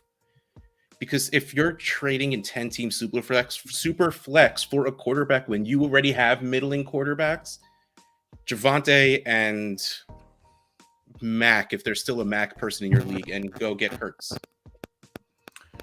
Yeah, I take try countering, take Danny out of it, and just add something, a 24 first or something but that's where I'm at. Roger Fish, 10-10 Superflex half point PPR for that trade.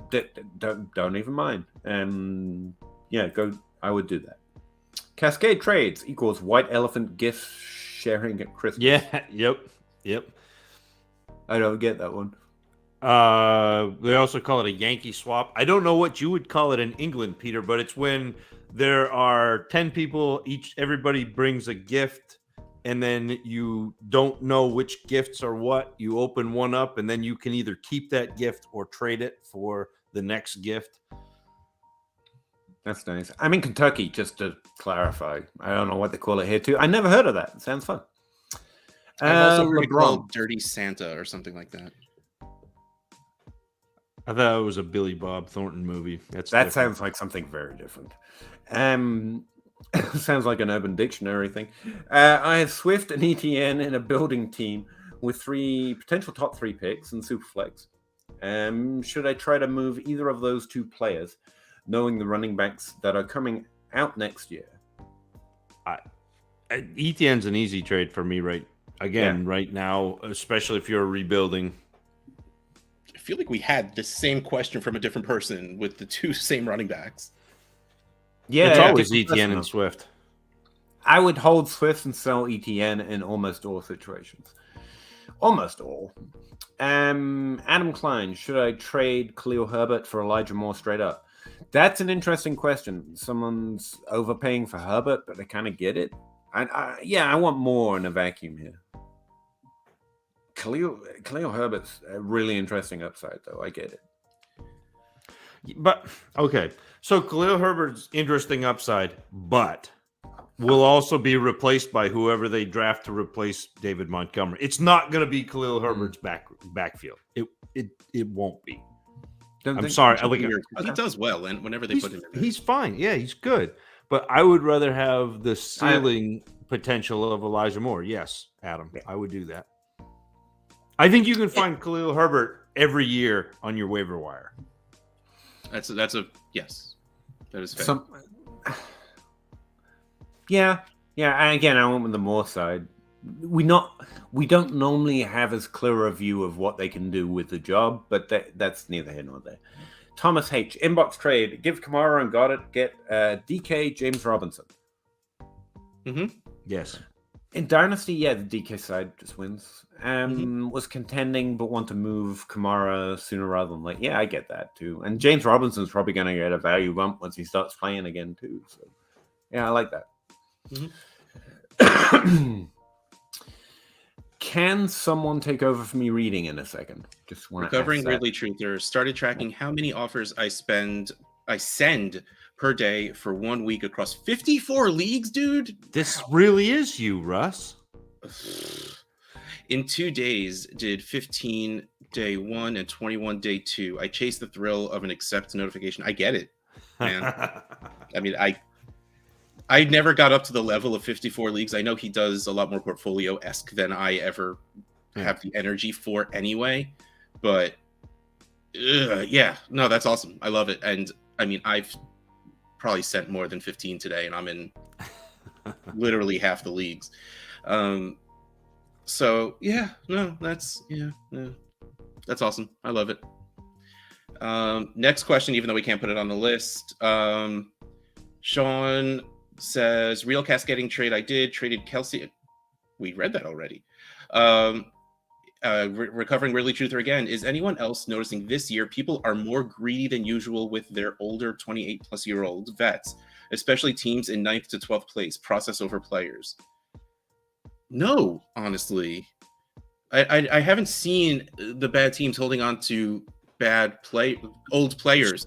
What I have seen right now, people feel like they're still competing longer than they should this season. Well, and I think the other thing is we're valuing the 23 picks more. And so, you know, those 28 plus year players that would normally garner a late first, early second, you're looking at a late first going, no way I'm trading a late first for that guy. And so it feels like people are being more stingy when it's really a little bit to do with the value of the next class. At least in my limited experience. I mean, I don't have 54 leagues. Yeah, I think 30 leagues, but I think that ties into the whole title that I put in the show today. The old players are scoring points more than typical. So the teams that have older players are more competitive, which kind of is part of creating that weird dynasty place we are at right now. Like, again, the Josh Jacobs owner should be like, I'm going to the final instead of undervaluing him. Same with Devontae Adams and even Tyreek Hill owner. And those are the older players who usually get devalued a little bit. So What time is it, Elbo? What does that say right there? Now 11:32.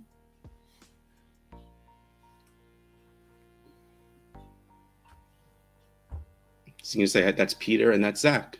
Okay. You say hi? Hello. I'm gonna go put her back to bed now. No. All right. Good night. Yes, sir. All right. Where were we? We just did that one. Recovering. Phil, one QB over summer went against advice of a lot of people and traded Lamb, wide receiver 3 at the time, for Dak and Mahomes. And No, Dak. Lamb and Dak from Mahomes. Yep. For Mahomes and the 106. Pick turned out to be Olave. Okay. Did I get lucky or any lesson to be learned from this? I mean, CD Lamb's still really held really high in Dynasty, and I still believe he's got a few more weeks to put it together. But I guess Both. if anything, this is a sell at peak value. You know, But both. you got lucky in the draft, but also you improved at quarterback, even if it hadn't. So yeah. you made a smart trade with a player that was highly valued and hadn't quite done it yet. If he was doing it to this point, it'd be probably closer. But you made a good trade. Yeah, I probably would have told you. I don't know if I would have said no. Ian Dak to Mahomes. I probably would have said no, just CeeDee Lamb. So yeah. See, I would see. I'm a contender. Yeah, again with it, like it's the quarterback. If you can get Mahomes, if you can get Allen, if you can get Lamar Jackson in a one quarterback, yes. Sean says he's a contender, so he moved Pitts and Garrett Wilson immediately. Sorry, that made me laugh. G Money, half point PPR, no tight end premium, 12 team Superflex start 10. Traded DeAndre Hopkins for Deontay Johnson. Yeah, I like that. If you're not a contender, I would say if I'm a contender, I think Hopkins is going to score a bunch right now, and not going to outscore him. Yeah, but yes, long term, Deontay. I wouldn't have done the second trade if I didn't feel like I won the first trade. That's part of this, yeah. Flowsaurus, do I trust my quarterbacks is my question. My wide receivers and running backs and tight ends are good. You never trust your quarterbacks. We'll have to go back and find his quarterbacks, though. Yeah, I'm looking. I actually, if the top 5 quarterbacks, I kind of trust them more, value and points wise, than my wide receivers and running backs. But this one maybe. Yeah, I remember this. All of those are hard to trust. Yeah, but I don't mind. Like, I don't mind having Geno as my 1 and Fields as my 2 for this year. Like, I don't mind that. It's fine. Yeah, I'd play it out. Professional that I am, it takes me a second. Trust is an awfully strong. Trust, yeah. I don't know. No, I go that far. You know. Real Misfit Toys, 12 teams with flex PPR, start 9. Christian Kirk for Devontae Smith. Devontae Smith, please. Smith, yep. I don't think too hard about it. Ridley Truther, people that started Dynasty on one platform are going to prefer it usually over another. I think in general, we tend to get used to, we like what we like. Honestly, I still miss a little ESPN. I tell you, my favorite platform ever was like Yahoo circa 2010. Like, it was awesome. They just come out with an app, but it was slick, but you couldn't do Dynasty on it. Similar, I started on ESPN, and I still kind of I think the UI on ESPN is better than anywhere else I find, but you can't do Dynasty on it. Yep.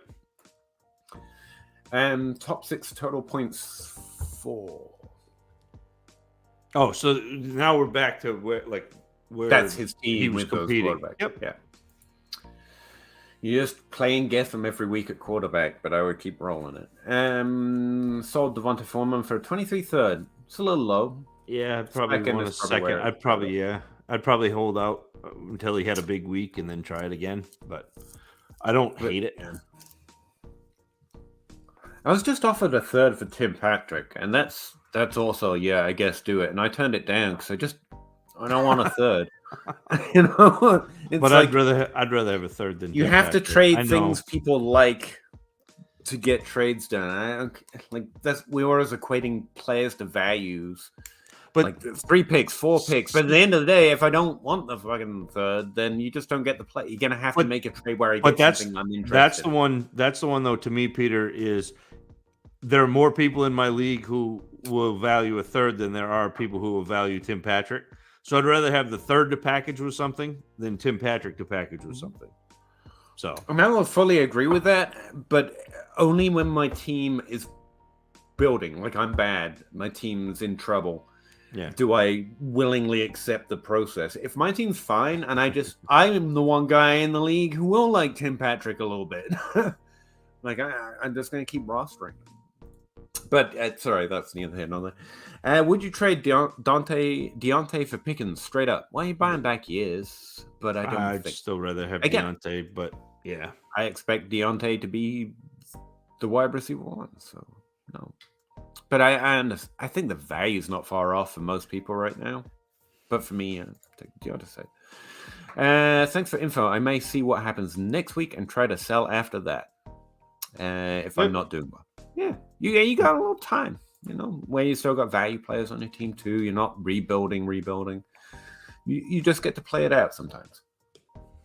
Benjamin, I got a team that should have been in the mix, 4th in points for, but is 2-5 and just lost Brees.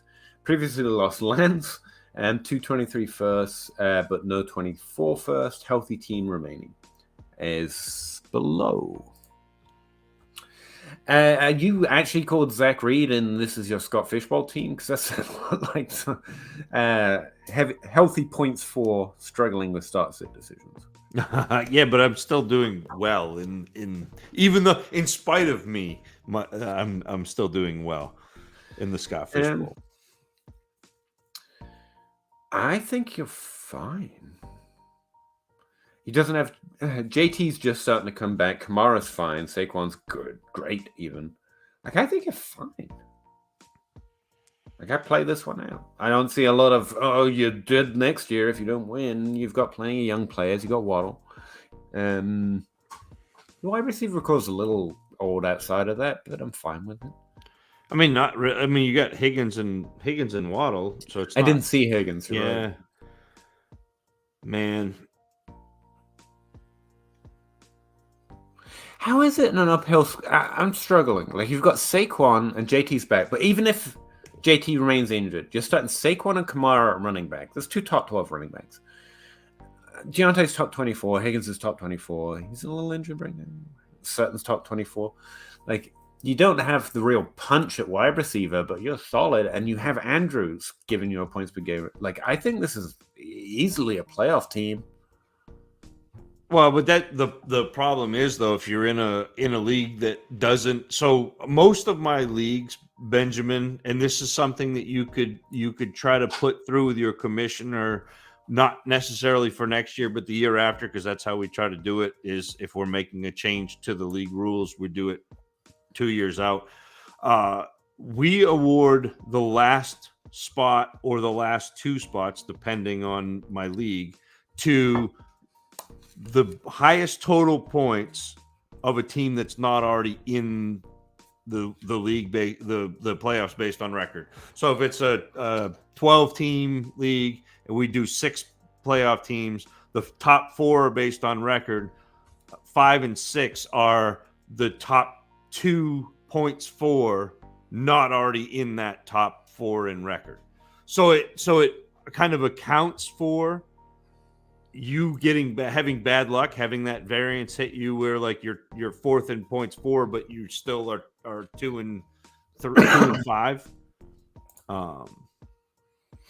Would you try and play all out here, Zach? I mean, he's got youth. He's got good scoring players right now. And the league, and I'm just picking up on this sentence, 23 first are a no-go. Your league is strongly, I'm building. I want this value. which if means they're selling their points players a little easier. If 23 You know what I mean? firsts, if 23 firsts are a no-go, then I'm going to try to you go after This Hurts. is a really solid You roster. go after because you could make some hay with the quarterback position there. Yeah, that's what I was thinking. And so go try to get a quarterback one with your firsts. Like that's I don't. you're trying see to an sell issue. first, but that's what Yeah. I mean. You would have to go all in on it. Yeah, But and see I that, like this team, man. This year, Saquon and Kamara, you're in a window, and you've got Waddle and Higgins, so you're not dead, even if you lose. And those other players are going to keep putting up points, but their values them. Fairmouth and Andrews, I think you're solid for youth, even if you have to skip next draft. This is one too where, like, after this season, it would be sell Saquon, sell Kamara for whatever you could get, probably sell Taylor, and then start to rebuild. But man, I don't mind going after this one. I feel like you should try and do that in the offseason. Like, you have two real solid running backs. I know, and you know your league better than me. How often do you find yourself in a position with this many top 12 scorers for the remainder of the season? I know you've had rough luck to start, but I might push for that advantage at quarterback, see what else you can move. I'll play to win.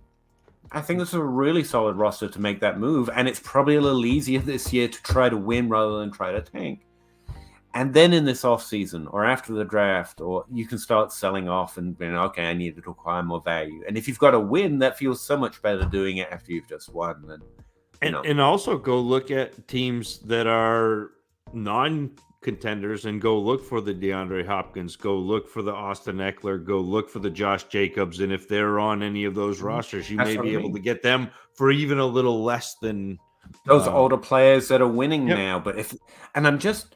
like, because the other option is start selling now. It's decision time, and you've got things that you could sell. But if the league's just no-go on 23 picks, I'm assuming more teams in your league are the opposite way, which the easiest path, and you have a really great roster to do it, is to push to win. Kind of reading some tea leaves there, Ben, but I think you can really push to this season and not lose too much in building value this offseason with those players.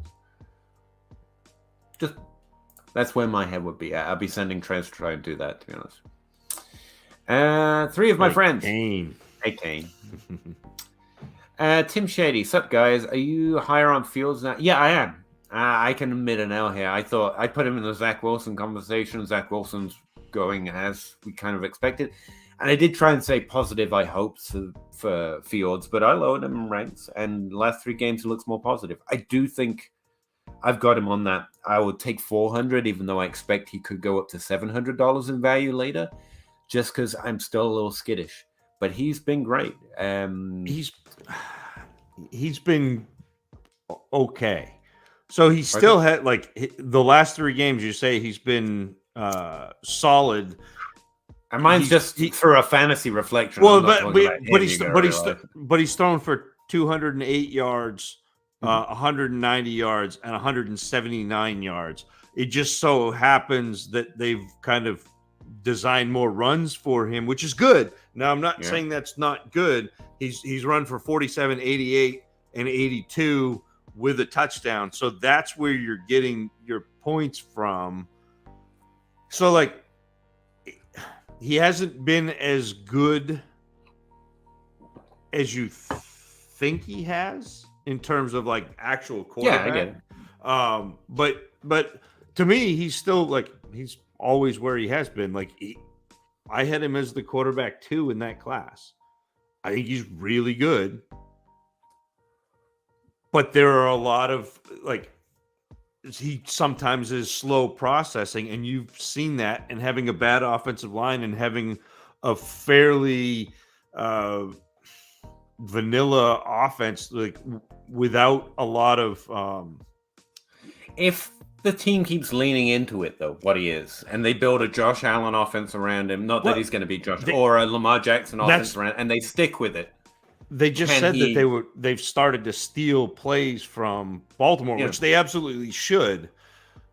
And again, Fields is not bad. I think Fields is a good quarterback, Very but talented, but yeah. not because of these last 3 weeks, Tim. Like he's been you've been hoping that he gets out from underneath the coaching, and also he's got a little bit of growing to do too. That's kind of what I mean about the last three. Like the team has started to lean in. If the team commits to the quarterback they have, I think he can do stuff, and that's. But like, I think it's positive. But if you watch the I'm a Pats fan, so I watched as much as I hated to. I watched the last game, and so much of what Fields did was drop back, mess up, get chased out of the pocket, and then just run for 40 yards because the Patriots are terrible and lost contain and didn't spy him. And like, that's not anything that the team did. I mean, there were a couple design runs where Fields was great, and that's awesome. But like, I'm still tepid on the Bears, even though I like Justin Fields. How'd I do on this trade? Traded a 23 first, Josh Doxson, and a 23 third for DK Metcalf and a 24 second. I like it. Yeah, I think it's pretty even. I do. I do. Probably the DK side, but it's pretty even. Okay. Waddle and 2 seconds for T is wild. Yes. Yeah, but Russ likes T. He really does. Joseph, 12-team half-point PPR, 1 quarterback. 1 and 6. That's unfortunate. Just lost Brees. That's unfortunate again. Would you sell Deontay? And if yes, what would you try and get a first for him? That's where we're at. Would I sell him? I think I'm higher than most people on Deontay.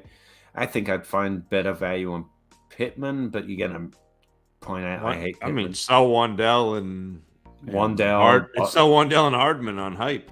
I'm more likely to sell all of these values at the ADP value, because I think Deontay is a little unfair. But that's what you're looking for Deontay, if that's the guy you've highlighted that you want to sell. I just don't like QBs under 5'10", except Flutie, obviously. Tua, Kyle, Russell Wilson. Hey, Russell Wilson says he's 5'11". Well, I don't like him anymore. I only like quarterbacks under 5'11". Gary Russell. Hey, fellas. Great show. Thanks very much, man. As always. He says as he just forgets how to use a chair. 12-team PPR was offered David Montgomery and Michael Carter, and a 23 first for Derrick Henry. Yes. I'd take that. And Isaiah Pacheco. Yep. Or Pacheco. I already own my 523 first, but want to do it. Am I crazy? No, I don't think it's crazy at all. I mean, especially if you're selling, Derrick Henry's of a tier that you can hesitate, but no, if you're selling, you're selling. I think that's fair. Am I wrong, Zach? No, I don't mind that, especially if you're not competing.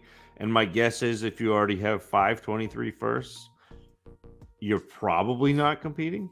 So what's and again, don't be like, oh no, I'm acquiring too many firsts. I get it. It feels like this is ridiculous at this point. Maybe the class, but no, you just keep going the way you're going. It's fine.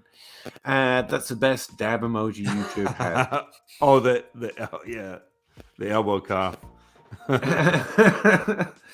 Trying to keep the stream hip while also being 30. Yeah. Older. But yeah, appreciate it.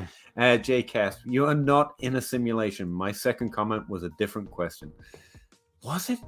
Oh, I'm sorry. That was a while ago.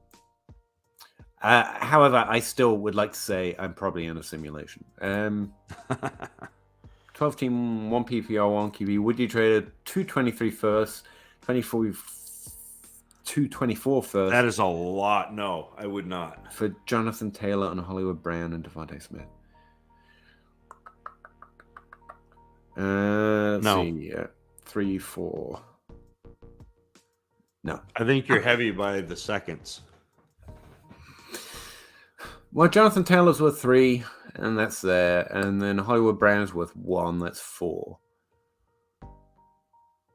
1, 2, 3, 4. And the second. And Devontae Smith is worth the first. I don't think that's too off. Man, I don't know.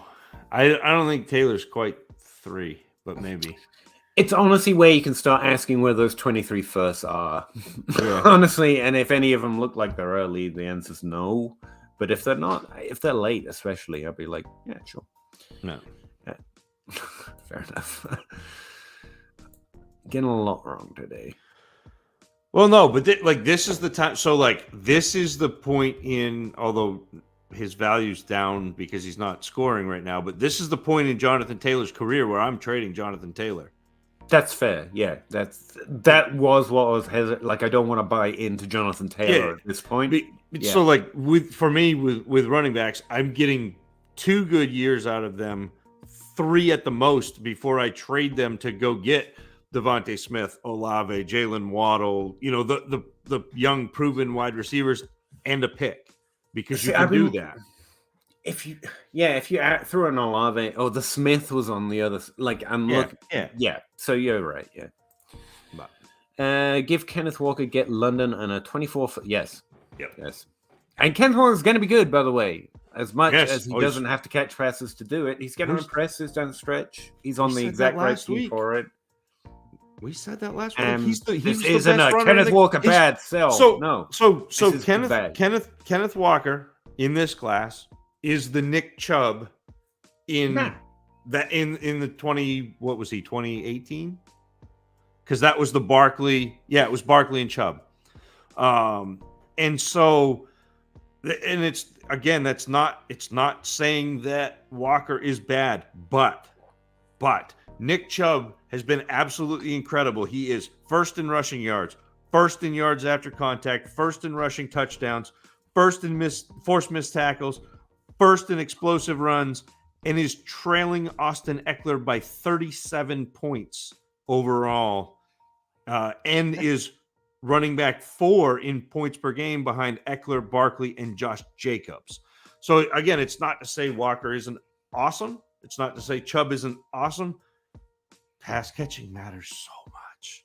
And so, I'd give Walker to get, and he doesn't want to be called Kenneth either, Jack. Oh, he wants to be called Ken. Okay.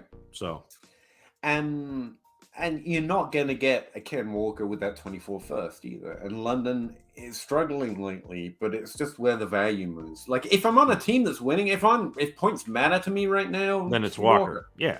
Yep. Like, that's where it is. It's good enough. The trade is right. In a vacuum, I take the London on the first side because Dynasty, but you're not in a vacuum. That's that's part of, I think, what we're trying to do week in and week out is get you in the chat, watching the stream. We're trying to get you to be thinking about your team and these trades as not a one of, but these trades in the context of your team, in the context of what you're trying to do, because you should have a strategy with your team. You should either be trying to win, trying to build on the fly, or trying to tear down, rebuild with a target of a class. And so, it matters. Context matters to all of these. And so that's why it's 11:56 and we just got to 10:38. That's yeah. I do. Oh, he's talking to Gary, so we get to move on. Open 24 hours. Homies, my contender got ravished by injuries. Sounds like we're about to sack a city. Traded away my Javonte and Dobbins to a tanking team. Got Saquon back. Saquon, don't call me Charles. That's terrible. Terrible. This is how you dynasty. I mean, it's one way to dynasty, and I like where you're going with it. Max, just lost Hall and Mike W on a contender. Who should I go after to stay competitive? Have 2 top 3 projected firsts, 1 late. Have CMC, Kelsey, Amari, Brady, Sutton, Gus, Deontay, starting Watson too. Well, CMC, you've got a top 5 running back, just in case you weren't like he's going to do it. He's projected top 5 this week after last week. You've got Kelsey. This is like a win now roster. And Hopkins, you've Michael got- Thomas. Yeah. Like those are two right off the top of my head that should score that you can get cheaper. Mm-hmm. If you're going to spend first, go get somebody like Waddle. I don't think you spend first on this roster, though. You're old enough that spending first is probably bad for you. I would try and get some of those cheaper point scorers. And if not, you're good because you're going to be able to basically rebuild in the draft, and you'll have some older players that are going to still put up. But what I'm saying is like if you spend 2 first for Waddle, that's a win. Yeah. Like that's what I'm not saying. Yeah. That's first fair, on Thomas, but like if you're going to go get a player that you're And gonna in a spend way to that get points, yes, go get the younger. Yep. Yeah, you can't afford to bleed the value, but you can afford to try to win because of your current point scorers on your roster. So I get it. Yeah. Non-superflex starts 7. That matters a little bit. In fact, it makes me like your team a little bit more because studs matter, and you've got at least 2. Superflex means you don't have to worry about that position. No, I stick with what I said. Open that team dealing with Swift. Lost Patterson and Javonte traded 24 first for Dobbins. Dobbins got hurt, lost Hollywood, so traded Hollywood for Mike Williams and Knox. Now Williams hurt. It's you. Clearly, you're the problem. You keep trading for players so they get hurt. I'm going to give you a list of players on my team that you are not allowed to trade for. By the way, could you not trade for Mark Andrews right now? That'd be great. Grimley 1314. 12 team Superflex PPR non-tight end premium full rebuild. 2 trades. Got DJ Moore and Brian Robinson and Boyd. 4 Brian Robinson and Boyd. 4 Brian Robinson, Boyd, and 2 fourths. Yep, solid. I like that one. And traded Goddard and a late 23 first for 224 seconds and the 102. I like that a lot. Yep. The 102 matters. Yeah. Yes, that is good. And you get Hall back, and you should have a top. You should have the top 2 picks, if that's what you're saying, for the 102. Yeah, I think you did well. Phil trade Diggs for Drake London and a 23 first. Yeah. Late 23 first. So. Yeah, I mean it's okay, but man, I hate to give Diggs up for. It's that question of London's value. Like he got to kick it up a notch in the last 6 weeks. But it's fine. But I mean, again, I think London has done enough. Probably, yeah. Even with the low volume of the team, he's co-opting a pretty decent share. Like we know it's not because of him, right? Essentially, is what you're trying to say. Yeah, and that's fair. Thanks to JT, Bree Swift, Keenan, Bateman. Yeah, no, having a good year, man. Not join the club, but yeah, I think you're doing well there. This is it's the same thing. I'm just checking because of the last time. Yeah, it's the same thing. And Tim Shady, whose performance has been biggest surprise, good or bad this year? Geno Smith, top 7 quarterback.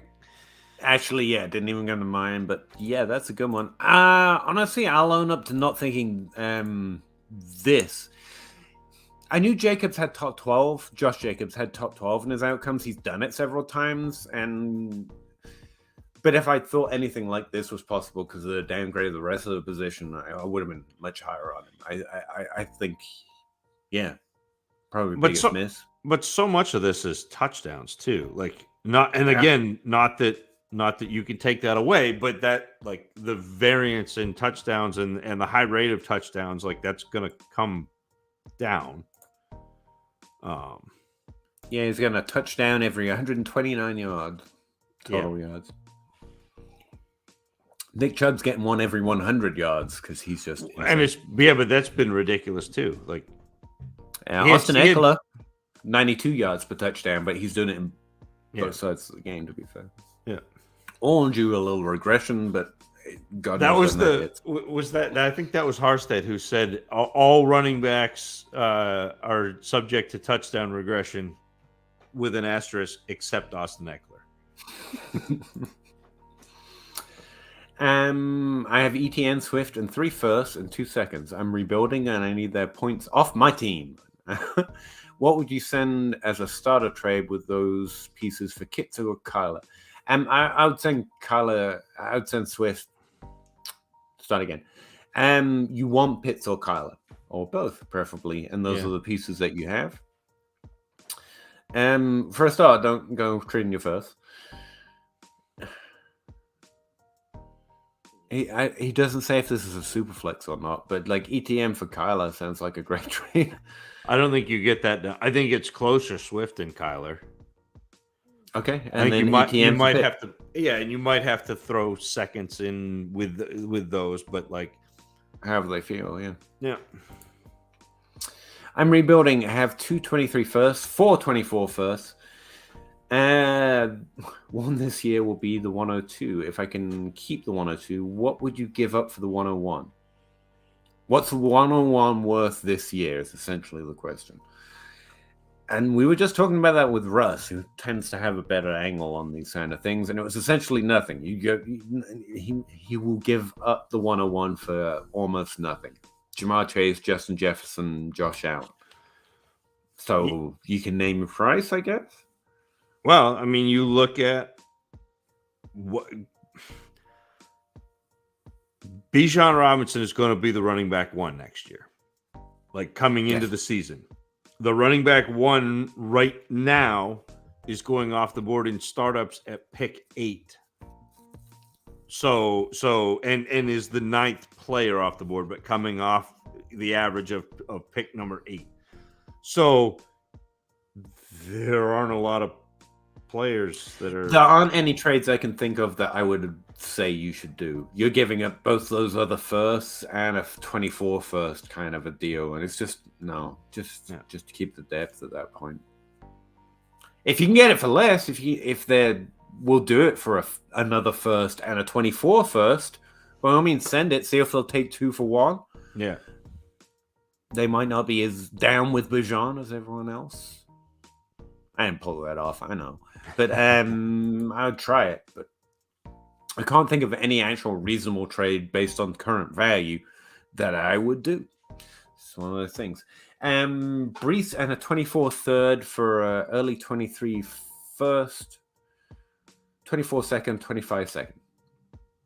It's an early 23 first, which makes me think maybe. Yeah, but, I mean, I don't mind doing that. I think you insulate yourself a little bit with the pick rather than Brees. You get the injury and the running back gauntlet off your roster. It's fine. Yeah, it's fine. 12-team Superflex, ETN or a 23 first top 5 plus Singletary. That one. The yes. Top 5 first and Singletary. Yeah. 10-team Superflex tight end premium. Team 1, Chase ETN. Sorry, that became a sentence. It wasn't meant to be. Chase and ETN. Team 2, 223 early first and a mid 23 first. Ooh. And Sky Moore, Damian Pierce, yes or no? I think I want the Chase and ETN side because the firsts are Chase. And then I'd rather have ETN than Sky Moore and Damian Pierce. It's too early first. Yeah, what Jamar Chase is. Yeah. He's one of those things that can get you the 101. So like Chase is at like the 3 firsts are Chase.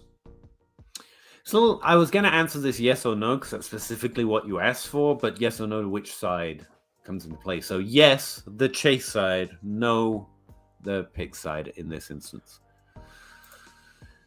The kid, I know him. 12-team Superflex, Damian Pierce, Christian Watson, Chuba, or DJ Moore, a 23 second and a 24 first.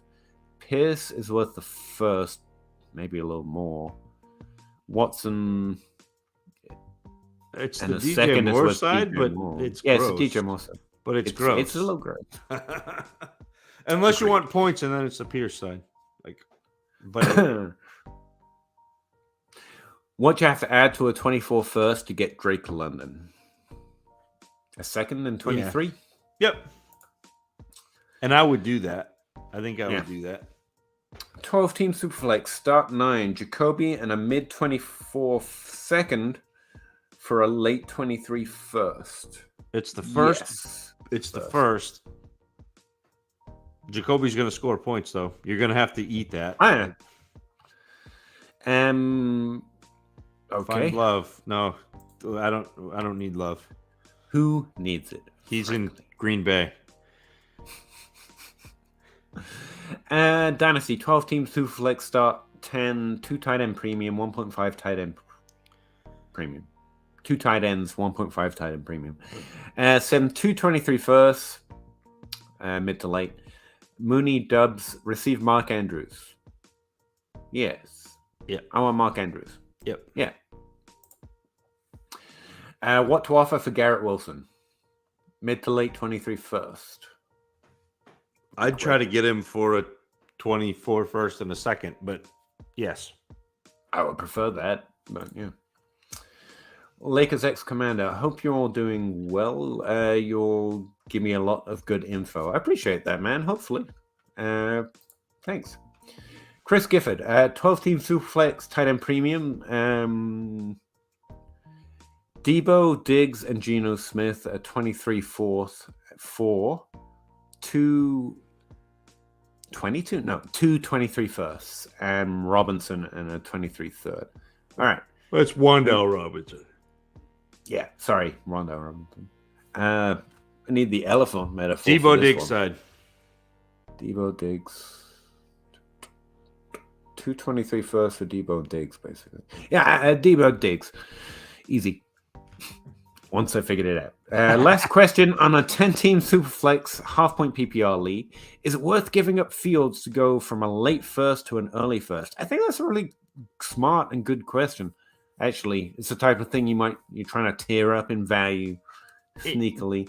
But in a you were the one who had a stronger opinion of Fields, so what do you think you want to do? In a Superflex, no, I would not give up a quarterback to move up to get a quarterback in the first round. Yeah. Okay. I think that's a little much. You want something coming back your way, and you might do it though, like a second, or is it a lot more than that? Well, again, you gotta how early are we talking? Like top 3, where you're gonna get a quarterback back, but then so it's really early right now for me to make that decision of giving up Fields. If you need to feel a little more secure in that it's top 3, maybe, or something. Yeah. All right. Flowsaurus, that's QB1 mentality right there.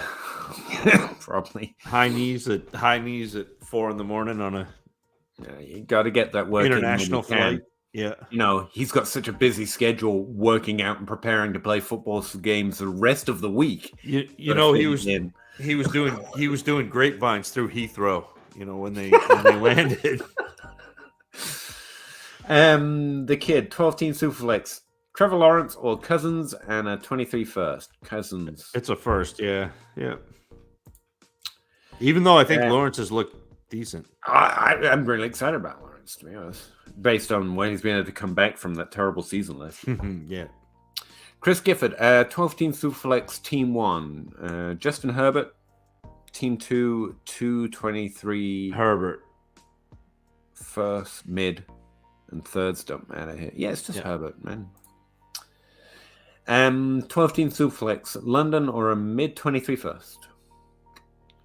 It's about right. It's about even. Yeah, I'd probably take the first at this point, but it's close. Not even. No, it's not. I'd take the first, but it's close. You can do more things with the first to more teams in your league, but less about where London should be valued. If you want London, I wouldn't go, that's a terrible trade. I'll be like, that's about, it's fair.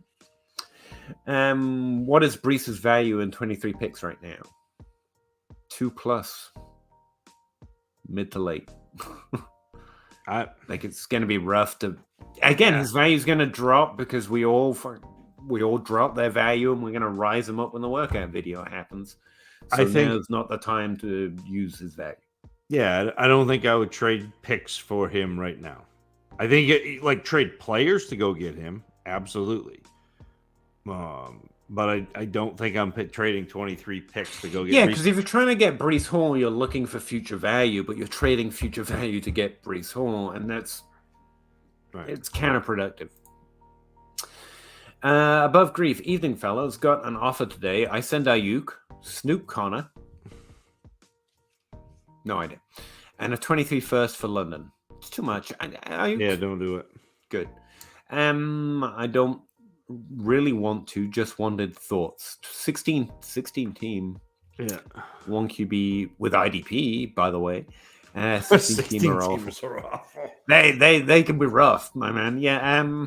Especially in 16 teamer, Ayuk and Connor. No, you in 16 team, you don't want to consolidate. You want that. Yeah, that's what I mean about Ayuk. Yeah. Ayuk is even more startable in that format. Yep. You want Ayuk in the first.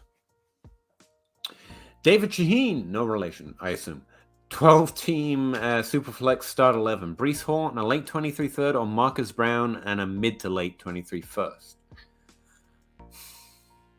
They're both future things for future things, so it's awkward.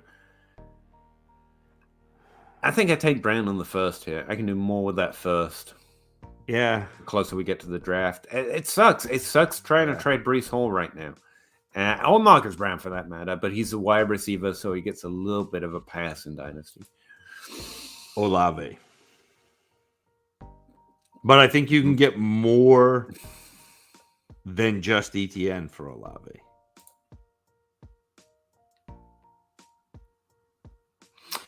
See, I think ETN's valued over Olave right now. That's what. Leagues. Sorry, Peter. That's what I meant. I dyslexic that. I think you can get. Yes, I think you can get more with Olave. Yeah. Yep. But I would be very happy just to accept Olave there. Yep. I just made a trade in a 10-team Superflex league where my QBs were god awful. Cousins, Mac, Baker, Matt Ryan. I traded away JT and CD for Burrow, ETN, and a late 23 first. Did I give too much? No, I like that. I do like that. You got Burrow. Yeah, it's Superflex. You got Burrow. Yeah, sorry. Yeah. And you got a first, and you got ETN. This is a cascade trade for me. I would turn around and trade ETN and try to get, one of those wide receivers in the same tier. Waddle. I mean, that's close to Waddle, immediately immediately where I go to is I'm going to try to go get one of those wide receivers in that tier. Immediately during that game, I happened to post the passing thought that he probably has a trade now and got lit up. What can you possibly get? And I was like, I don't know. Where's his value going to land? Maybe Waddle. Can you add to get to Waddle? No. Got called an idiot. The next day, he's ranked above Waddle in Dynasty and keep trading. Like, yes, you can get Waddle, and so you should do that. Yeah, but even Waddle, St. Brown, like that. No, St. Brown. Yeah. There are more. Yeah. Yep. Lincoln was here, traded for Greg Deluche. I'm still not sure.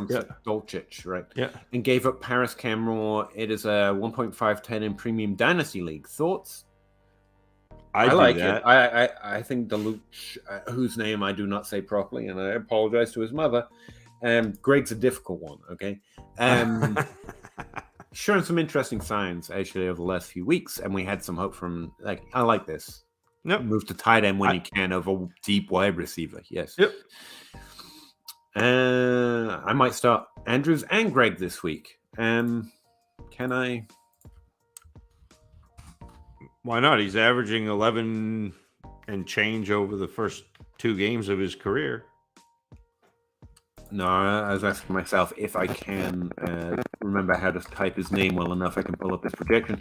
He's ranked as tight end 19 this week for 8 PPR points. He's somewhat startable, and it might get better throughout the week. This week is going to be an interesting one though, because they're in London. So wow, that's rough. But is he doing his leg curls on the plane, you think? Because if not, no, he was one of the guys that was passed out while Russell Wilson was trying to toss peanuts in everybody's mouth while they snored. I just choked a couple of them. It was fine. Pat Smith, if I'm 7-0, that's good. Process trade. Of trading down for Kamara, what running back should I look to snag and pick? I don't think Kamara's too old to like tear down with, if you know what I mean. To try and find points and get value, because that's the sort of player you trade back into. He's a little undervalued because of his age. I can't think of any guy that's lower valued that has his upside from here on out. Anything? No, that's like Kamara's that if you're competing, No, you want Kamara. Like don't rebuild in the middle of your competing season. Like that.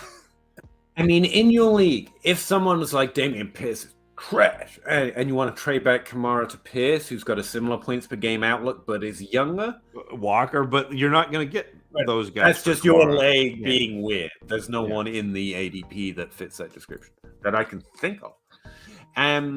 Give Kamara and Amari Cooper for Tyreek Hill.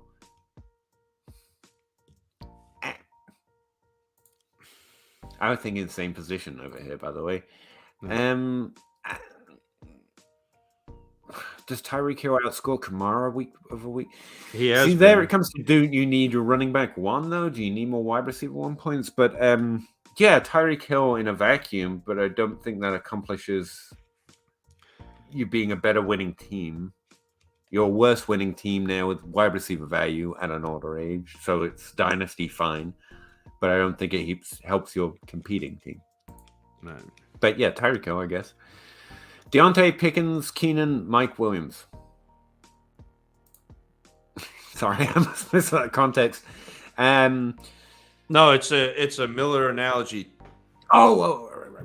Deontay is to Pickens as Keenan is to Mike Williams. That's fair.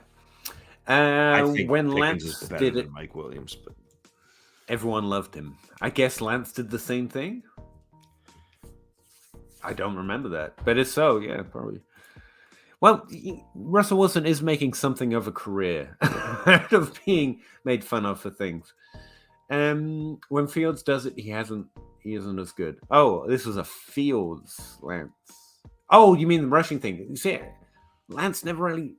Well, he did it over that 5-game stretch of this rookie season, I guess. Didn't we say positive things about Fields? Though? I thought we did. I know he played 11 and 2 games. I'm just joking. That's fine. Good. As long as I understand what's going on, which is rare. Benjamin, thanks for the response, guys. Uphill battle to get to the playoffs because I'm 2-5 whole, but I agree. I think I should hold and try to ride out the season. I understand your conundrum there, but that's get very few chances that I find to clearly win, or try to win. So I like it. Plus, it'll keep the season interesting for you. Lincoln was here. Would me offering Kamara more in early 23 second for ETN and Devontae Smith, is that too much or too little? Kamara, what more? I'm assuming Elijah. I mean, any more. DJ, Elijah, Rondell. I don't mind that. I like getting Smith back. I like ETN for the value. I still probably try to trade ETN depending on what my team looks like. If you're contending, we're both contending. They're willing to give you ETN for Kamara and both have similar points per game outputs, and you're both competing. And yeah, that's your league thing. I think that's fine. If you're competing, ETN is gonna have that range of outcomes. And I like getting Devontae Smith. Devontae Smith is underrated in terms of points right now. A really nice add-on. If you can get that trade done, I think you've done a good job in your league. I already have CMC, Joe Mixon, Zeke. I can see why you want to make a move like that as well, yeah. Someone in my Dynasty League traded a mid-23 first for Drake London. Did he pay a lot? I think that's about where we're putting his value right now. Did he pay more for what London is for what he's doing right now? Yeah, absolutely. But I think he's valuing long term. It's fine as long as he's not. And do not trade your first for Pickens. Like I know Pickens. Like I said, I can understand it, but I do think they're right. You can probably do better by the draft. So I'd rather turn around and see if I could get St. Brown for that same first. I would rather have St. Brown than Pickens. Yeah. Do we think Andrews will play tomorrow? Mark Andrews, yeah, I don't think it's meant to be a thing that makes him miss time. I currently haven't projected to start, and I usually run it pretty conservative. So, start Ramondre Swift on Mostart in flex this week, and start Olave or Evans. Okay. I'd probably start Swift and Olave, but I am terrible at start sit. So we'll let Peter with his It's not going to be Swift. his projection. No, he's back this week. Yeah, again, I usually run it pretty conservative. And again, my predictions are based on an average of consensus ranks. I'm not projecting them to place so far. I haven't updated for the current news, so Swift Mostart. Oh, It's not standard gonna be non-PPR though, that changes things. So it's probably Stevenson. Standard? Yeah. Yeah, Stevenson. Yeah. Pretty comfortably. By like a 70% majority.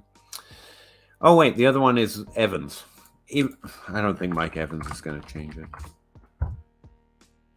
Yeah, it's Stevenson. No, but is it Olave over Evans or Evans over Olave? Was the Oh, okay. Sorry. It's Stevenson for the first one, and I would start Mike Evans over Olave still.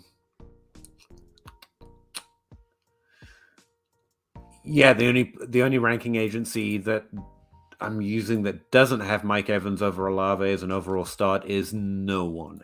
Apparently, that's like 100%. So, I get it though. Olave's so hot, and especially right now. So you want to start and you want to find room for him, but. Hey, it's your team. If you just want to have fun with a rookie scoring points, I'm not going to tell you can't, but that's the way I currently have it projected. Brady or Dak this week?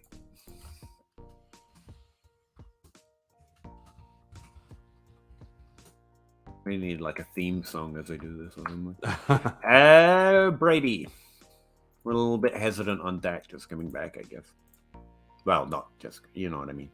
CXK, Dynasty 12-team Superflex PPR. Would you trade away...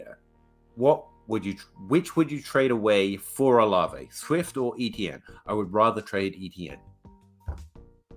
Bad decision? No, I don't think so. Bear in mind you're less competitive because running back is a little bit harder to replace and so on and so forth. But this is Dynasty, so I'm going to take a wide receiver. I think of having similar value, more value, in fact. Awesome, thanks guys. No problem, Russ. Traded Adams Mixon for Burks Swift in Dynasty. I understand it. Swift is the real piece at this point, though. I mean, I think I'd rather have Devontae Adams and Mixon than. Well, again, it depends on points or. I think it comes down to competing, non-competing, and I already locked that in my. You must not be trying to score points, and if so, yeah, Swift. Then yes. Yep. Thank you, gentlemen. No problem, Chris. I kept Chase and ETN in the earlier trade. I traded Diggs and Debo. Oh yeah. Good luck, man. Thanks for asking. And doing what you want. Frankly, happy to offer an opinion as long as you're all willing to do what you think is best.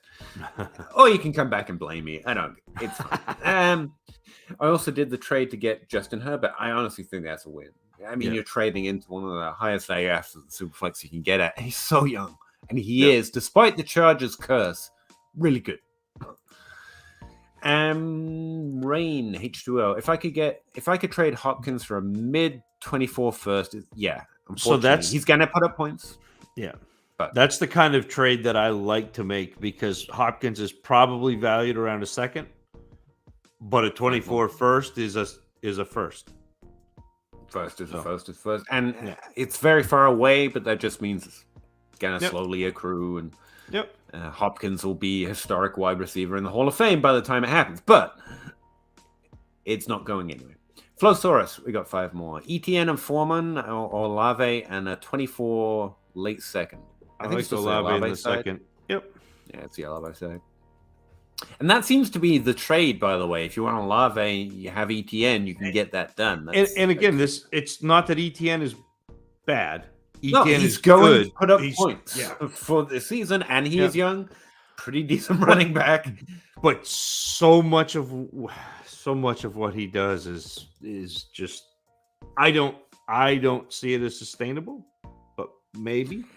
I mean, last game that everyone's really excited, rightly so, like 40-something% of his yards came on that one run. Yeah. And again, He's that- very that's fast. gonna be Oh the my volume, goodness, he's fast. Yeah. and he can do that kind of thing. Yeah. But like, I wouldn't project him over Josh Jacobs right now for the rest of the season. But that's not saying much because Josh Jacobs is producing at a phenomenal rate. West Coast Chiefer, 12-team Superflex PPR. Gives Zeke, Allen Robinson, and Lockett. Yes. Got Debo. And Bell and Jim. That's yes. Yeah. Yes. Yep. Yes, sir. It's the Debo Do you side. still think Debo has top 12 upside with CMC being there? That's a question that- I got in my Discord, and I was like, yeah, process, yeah, good players help good players. I think so. Even with Ayuk, I just have to believe they help each other, but I understand the hesitation, but buy the dip. I mean, when you got a quarterback as good as Jimmy Garoppolo, I mean, the handsome alone scores you extra points. I had some questions as The same CXK. question. Same Yeah. question. That's so not it's a the problem. same answer. Yeah. Yeah. I love questions I've already figured out the answer to because they get to sound slightly quicker on the uptake the next time. You see, Carl's trying to unload JMO. Wait, You can. You're gonna You wait. have to. Wait, because you're gonna have the hype video. You're gonna have everybody talking about how he's gonna come back. You're gonna have the videos from Alabama where he goes for a 80-yard catch, and people are gonna get excited. They're not excited right now because they haven't seen him. He's hurt, so you're not getting a 23 first. Don't take a 24 first yet. Wait. 24 first is fine. I think you're going to find it easier in a few weeks. And this is where I'd ask you, why are you so desperate to move him right now? You're going to get the unless there's 24 something league-wise that makes it really important. Like, just wait. The would be my 24 general. first is going to be there. Someone will do that this off season. Someone will do that in 2 weeks. I genuinely think. Yep. Say CXK. I can do initials. Thank you for your time, guys. Honestly, no problem. Thanks for yours, man. Seriously, you make this, as Zach said at the start, this is what makes this less of a grind for us. So I really appreciate you. Self 7 made 7 Greg 7. Nice. Traded Aaron Jones for Javonte. I think that's a win. Yep. Assuming you're not trying to score points right now. Aaron Jones is so good. He's so good. Javonte Williams is younger and also had like 20 expected points per game. He hadn't done the actual points per game yet, but he was getting the volume. And the team sucks. Dynasty. Yes. Yeah, I don't think that's worth it if it's not Dynasty, just to be clear. No redraft, that would be bad. That would be bad in redraft or even keeper, to be honest. West Coast Chiefer, yes to Debo. Valid. I agree, actually. Just a good general statement. The offense is going to be up when CMC in the running game takes off. Yeah, it's going to be they ridiculous. have more. Yep. They're already going to the red zone twice as often as the offense that CMC comes from. It's going to dilute his overall share of the offense, but that just means it's a bigger pie. Smaller piece, bigger pie. They're going to get to the red zone even more often, be even more successful. And honestly, I think it's good news for everyone. There is a balance of touches that's a little hard to calculate. Hey, Pete. But I wouldn't believe everyone gets worse.